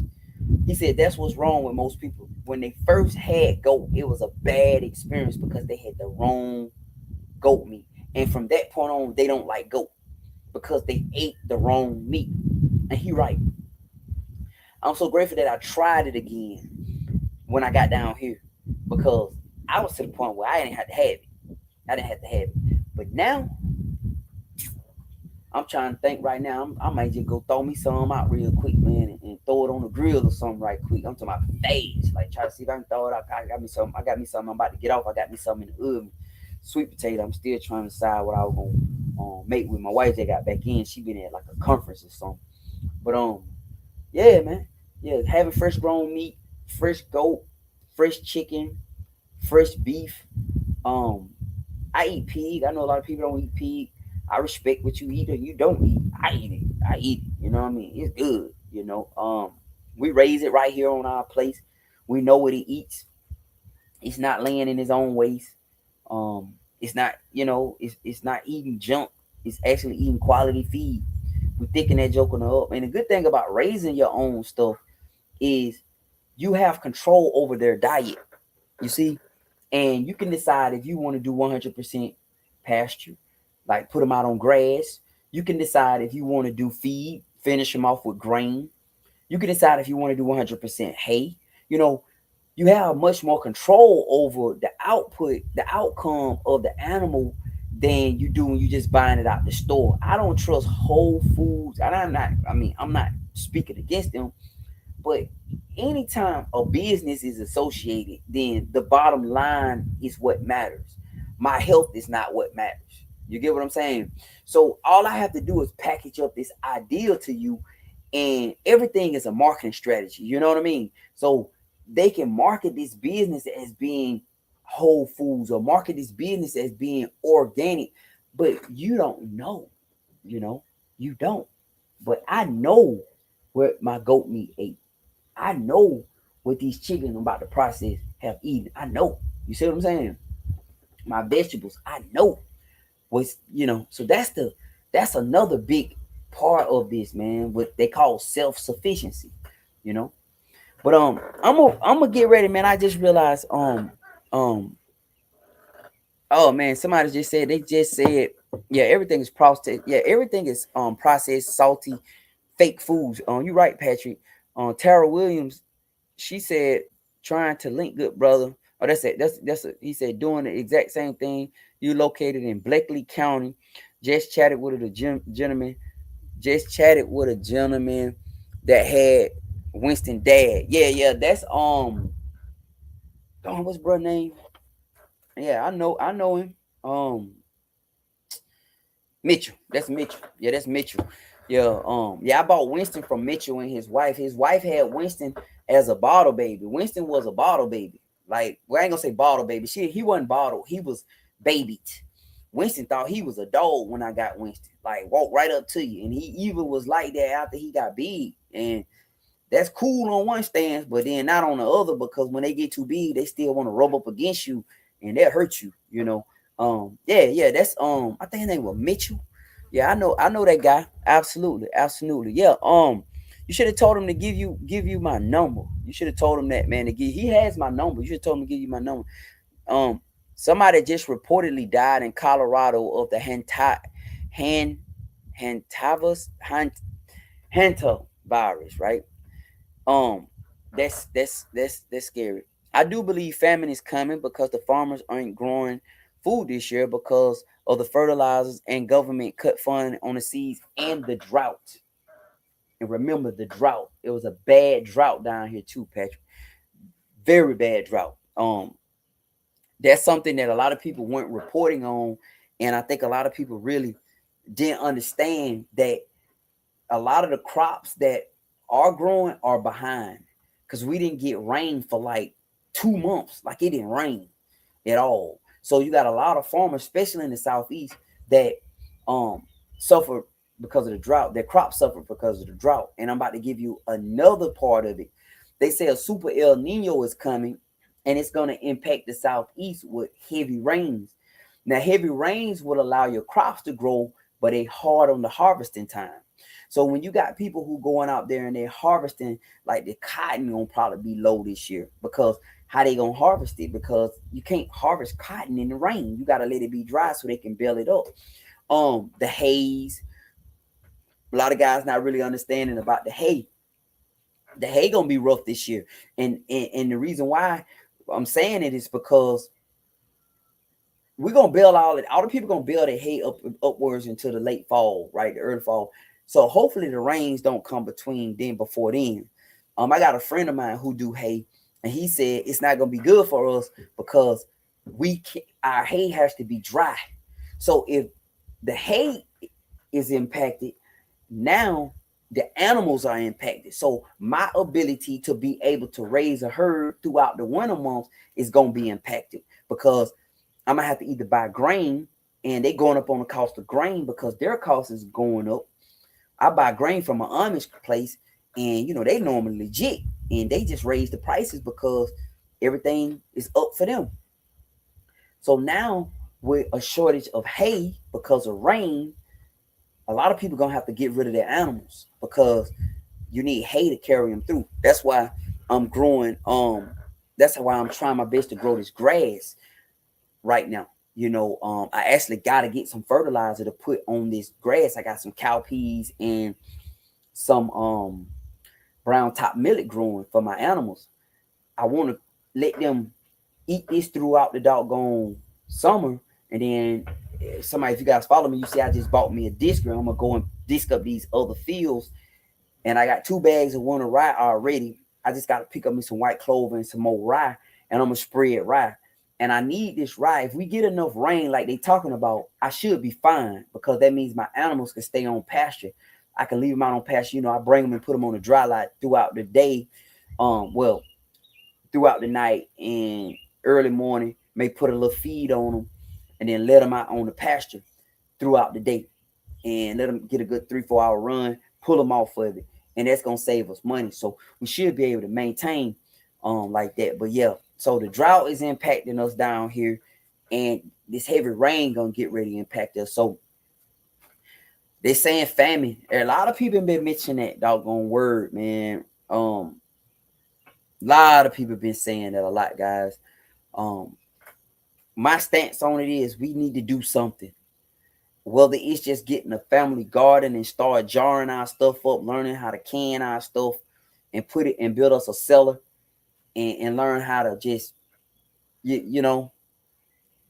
And the problem is you got so many people who are preoccupied with useless things that if I say, bro, you need to learn how to grow a garden, he say, man, ain't nobody got time for that, man. I got work. I'm busy. But he's sitting on the sofa watching the Lakers play.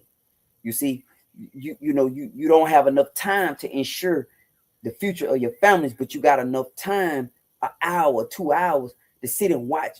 You know, that's what was happening in Rome when Rome was falling, but they kept everybody at the Colosseum watching them gladiators fight so they can distract them. They wanted to keep them distracted. So Rome was falling, it was collapsing. But the people inside of Rome was in the Colosseum watching the fights, distracted. So now it's heavy on entertainment. You know, we want to watch our favorite basketball, our gladiator fight, or our gladiator run on football, or our gladiator dunk a ball. Or, and another aspect of it is these virtual accomplishments like video games and all the social stuff that you can watch. You wasting your time watching fruitless and useless stuff. You know, this type of content is good because we're reaching, it's only a handful of y'all on here, but I'm still reaching somebody. So I'm entering into your home, telling you what's in my spirit. Hopefully it can resonate to your spirit. Then you can reach out to your circle. So that's what makes social media such a powerful tool. It's on one side it's negative, but on the other side it's great because I'm in Southeast Georgia in the middle of I'm on a 14-mile long dirt road, guys, in the middle of nowhere, like straight up.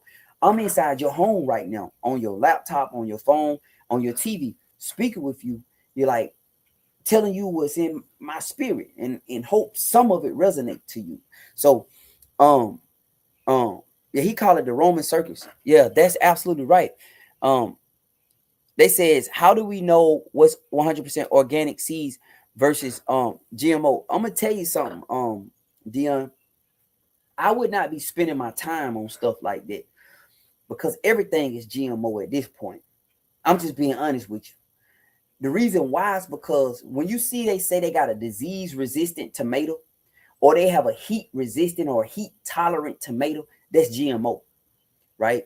They have created a tomato variety that will grow specifically in a region.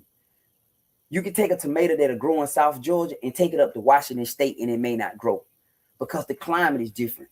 So what they have done over years is genetically modify these seeds. And I mean, I know guys don't want to hear this, but pretty much everything is modified at this point, guys. If they say it's disease resistant, it's modified. How do you make a plant disease resistant without modifying it? You hear what I'm saying? They say it's heat tolerant. It's modified. Who come up with a heat tolerant plant? But you got these scientists and people and farmers too who have did these experiments and came up with a variety of plant that'll grow through cross pollination, and whatever else to create a plant in a variety that'll grow in their region. So for you, my brother, I would not major in the minor. I would make sure the plants that I grow are good, healthy plants and focus on the nutrition that's in those plants because that nutrition is what's going to sustain you. You hear what I'm saying? And your family. You didn't put any chemicals on it. You didn't put no herbicides on it. You grew it. It might have came from something that you really don't know because you can put anything in a package, man. Take your tomatoes, grow your tomatoes. Now you dry your tomato seeds out. Now you got tomato seeds and you forever growing tomatoes. I did that with my okra this year. I grew my own okra seeds this last year. Now all my okra plants, I grew those. Then they came here. I started with a heritage variety seed, but I don't know where they came from. I just know where the people tell me they come from. You hear what I'm saying? I don't know. But at this point at this point in our society, everything is genetically modified. It's just marketing strategy. It's just marketing, man. They're gonna package something and put 100% organic on it to get somebody who weary to buy it. That's it. You can't trust nothing on labels anymore because it's all lies, man. If you can't trust the medicine, why would you trust the seed? So I would definitely tell you, just get started, man, and do something with what you have and make that work. Create your own seeds from there. At least you know these seeds that I have. I grew these, I created these, they ain't been sprayed with nothing. All these seeds, we put them right back in the ground and we growing this variety of tomatoes. That's what I'm gonna do this year for my tomatoes that's growing, my okra seeds, that's what I'm gonna do, my pepper seeds, that's what I'm gonna do. I'm collecting and harvesting all my seeds and I'm gonna start over from scratch. Next year, I'm not gonna have to buy any seeds and I'm putting seeds that I know grew right here in my area. And I don't use trying my best not to put no herbicides or pesticide. I will put a fertilizer now. I will do that because they stop growing and I have to figure out a way to make them grow. And I done tried a whole bunch of different things at times. And the leafy vegetables, yeah, you can get the leafy vegetables to grow with a lot of stuff. But a lot of these other plants, the root beer, it'd be hard to get them to grow. So that's just my opinion. But yeah, bro, just get started, man. Don't let it um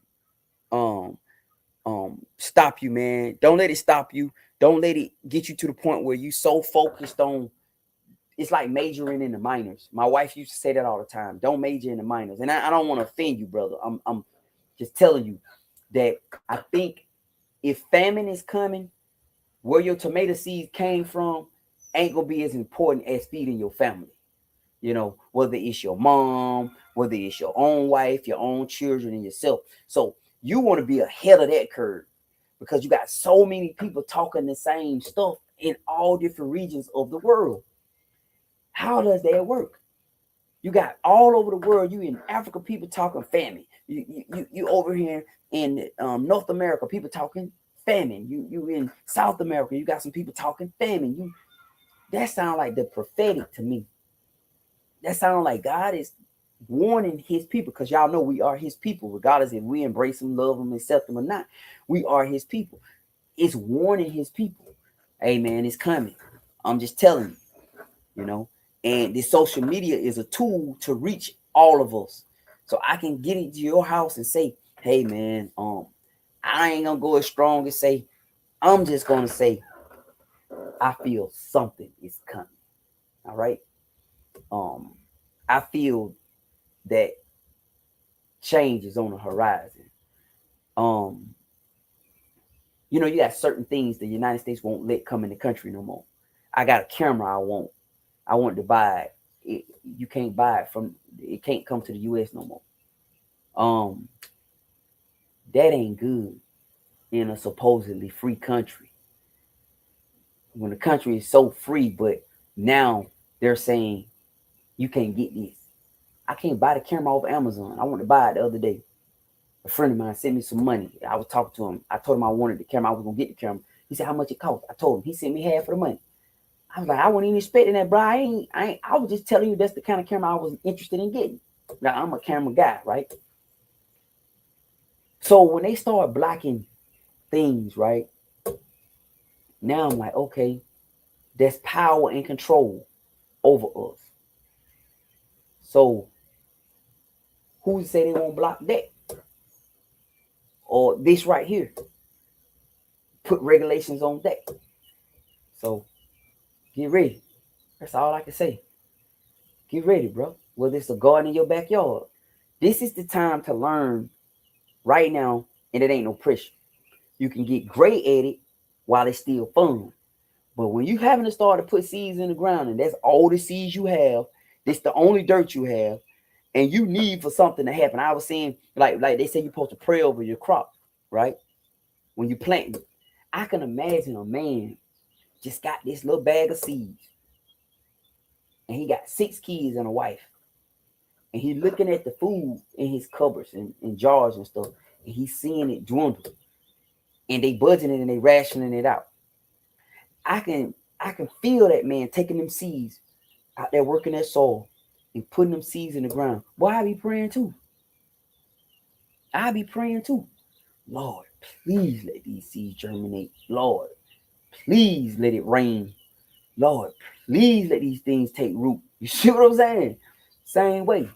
But we've gotten so comfortable in this country that we don't believe that's true. We don't think that ever can happen again. I don't believe that. I don't. I don't. And I'm not 100% conspiracy guy. I think some conspiracies are truly a con. They're trying to get you to spend money with them. While others, it may be some truth in it. You know? I don't know, man. Yeah. Nah. So I'm using the camera I got right now is top notch. Now I want a camera for when I walk around, right? I got so I've been doing cameras. I've been doing this camera stuff for a long time, man. He asked me, have I tried grounding? I haven't tried that. I need to. Brad asked me what made me wake up. Yeah, man, long story. But I spent time in Caracas in COVID. I spent time in Caracas and I watched how the government, it was certain stuff those people couldn't get, or you only can get one of. And then I remember in 2020, when I was standing and going in the grocery store, you only can get one, and this, that, and the third. I remember how much I felt like I was back in Caracas, and I realized that we not safe in America. That America is an image, you know, it's like they call it the Roman circus, like brother just said in here. I'm gonna use that statement again. I appreciate that. I heard it before, but you just really brought it back. It's the Roman, it's the distraction to keep us distracted from what's really and truly going on, you know. Yes, you can DoorDash, but what they delivering is fake. It's not real. Your body is not getting no substance from it. You got this big balloon around you because your body don't know what to do with all the stuff you're consuming. The reason why your belly is swelling up is because you're swelling up, you're filling your body full of stuff that your body just simply don't know how to process.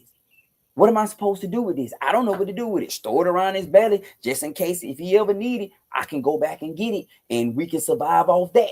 Because you know your body is always in survival mode. It's trying to survive. So it's going to store it. But I don't know how to process it. I can't use it, but let's store it up.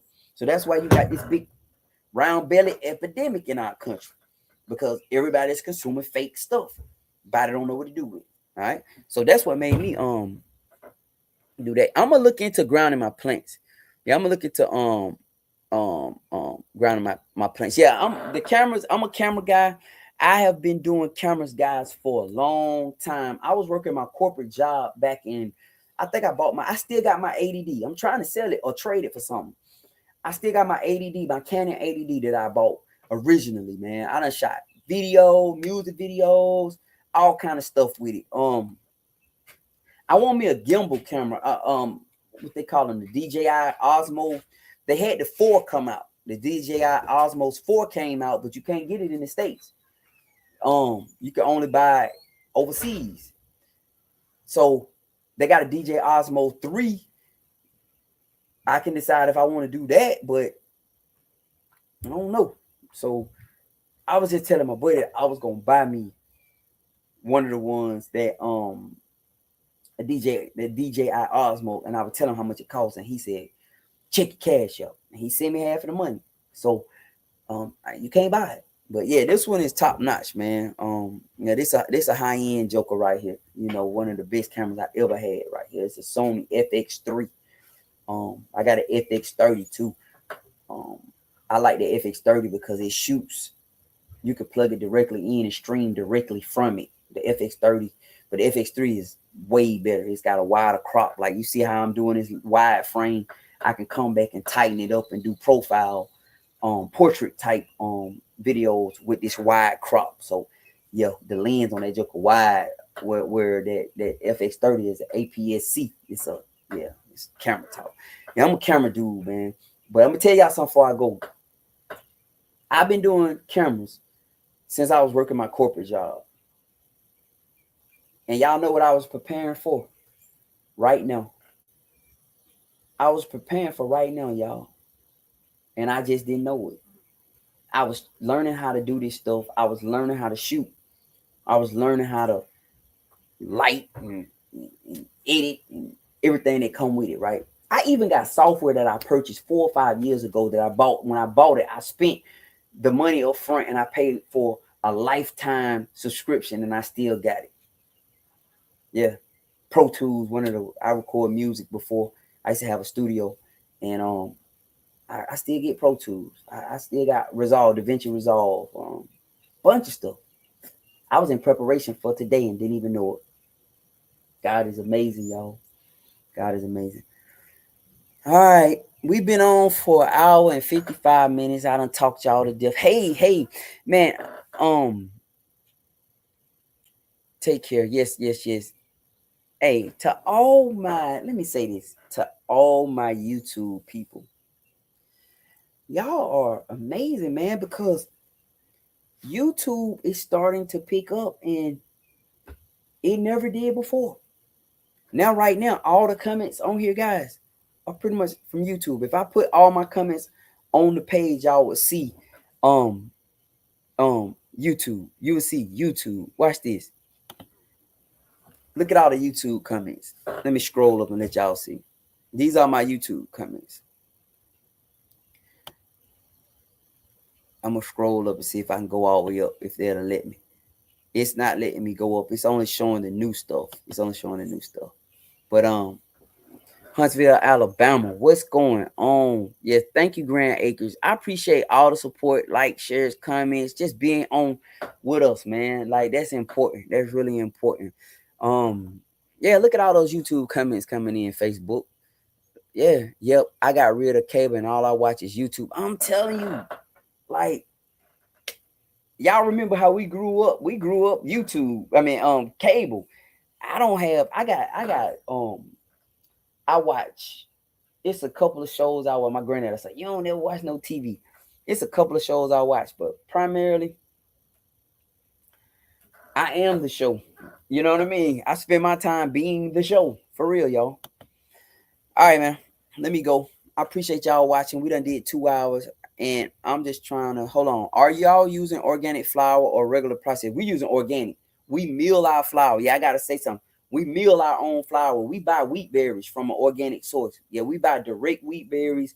We don't use no store bread. We don't use no all-purpose flour because it's depleted of all the minerals, man. It ain't nothing but a byproduct. It's left over.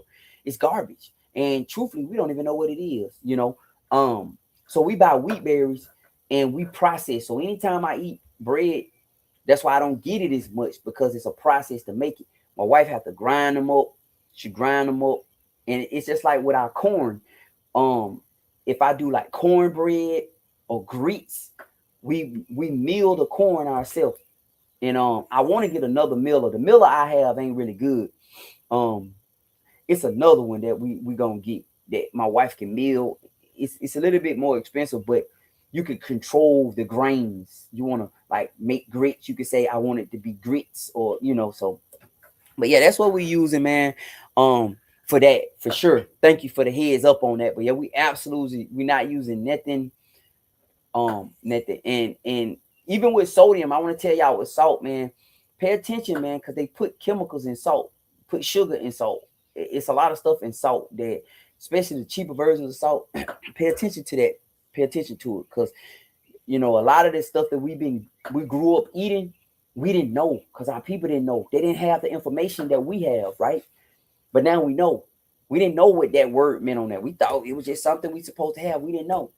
But now you got dialysis clinics popping up everywhere. We want to know why. Everybody say it's the salt. What if it's the stuff in the salt? Yeah. What if it's the stuff in the salt that's causing your blood pressure to raise? It's the salt, but they got chemicals in the salt. They got anti-caking agents. They got dextrose in salt. Like what is that? That could be doing it too, right? Yes. I'm using not Celtic salt. I'm using a mineral salt. Man, I get this joker from these Amish. I'm hearing about this Celtic salt, right? I've been hearing a lot about that as well. Yeah. But I get this mineral salt. It's a mineral salt. It's good. It's good. But it's supposedly straight minerals. But I'm gonna look into that Celtic salt too, my friend. All right, y'all. Let me wrap up. I gotta go. I done fed the animals. I got some sweet potatoes in the oven. I gotta get me something out right quick. I'm gonna cook. I got some ground beef. I'm gonna cook that meat, and then I'm gonna eat a sweet potato and that meat tonight. My wife just got back in. Yeah, Redmond salt. That's what I use. Redmond salt. That's what it is. It's called Redmond's. Yeah. Yeah, it's Redmond's. That's exactly the name of it. Redmond salt. Yep. I get it from these Amish people. They sell it on Amazon too. But I found out about it from these Amish. It's an Amish community not too far. Well, it's a little far away from me. It's not too far from my mother-in-law. It's in Montezuma. The Yoders. They're pretty cool, man. Pretty cool. Yeah, they're pretty cool. A lot of people don't know that salt helps move water through the body to hydrate you. Yeah, knowledge, applied knowledge is power, my friend. And we got access to more information that our forefathers didn't. They didn't have access to the stuff that we have. And I'm challenging a lot of belief patterns in my and just even in my genetics, where I'm saying to myself, like we just had the salt conversation. But you read the back of the salt, go to the store and just open up. Like I got some kosher salt in there that I use to clean my cast iron with. And that's all I use that kosher salt for, because it's got thick grains, it's gritty. So I pour it over in my cast iron skillets and I wipe them down, because you don't want to mess up the doggone seasoning on it. I was reading the back of that. They got an anti-caking agent in there. Like, we don't even know what they're doing to our body. You see what I'm saying? Like, what's that doing? It's anti-caking the salt. Is it anti-caking me? You get what I'm saying? So, yeah. Yeah. Now, liquid IV got a lot of sugar in it. Be careful of that. Yeah, I used to drink those. Be careful of liquid IV. Like, no, are you saying I drink liquid IV taste like salt water? Yeah, I had liquid IV before, but read the sugar content. Yeah, that right there may kind of, yeah. You may be setting yourself back a little bit with the sugar. Yeah, it's the sugar that's kind of, because it's a white powdery substance. All of the white powdery substance where you sticking up your nose or putting it on your food, all of it. It's bad. All right, y'all. Let me let y'all roll, man. I appreciate this. Thank y'all for joining me. I don't care if it's just 3 of y'all. I thank y'all, man, for engaging and talking back and forth with me. I appreciate it, man. I really do, man. All right. This Larry. I'm gonna talk to y'all in a minute. Y'all be easy. Peace.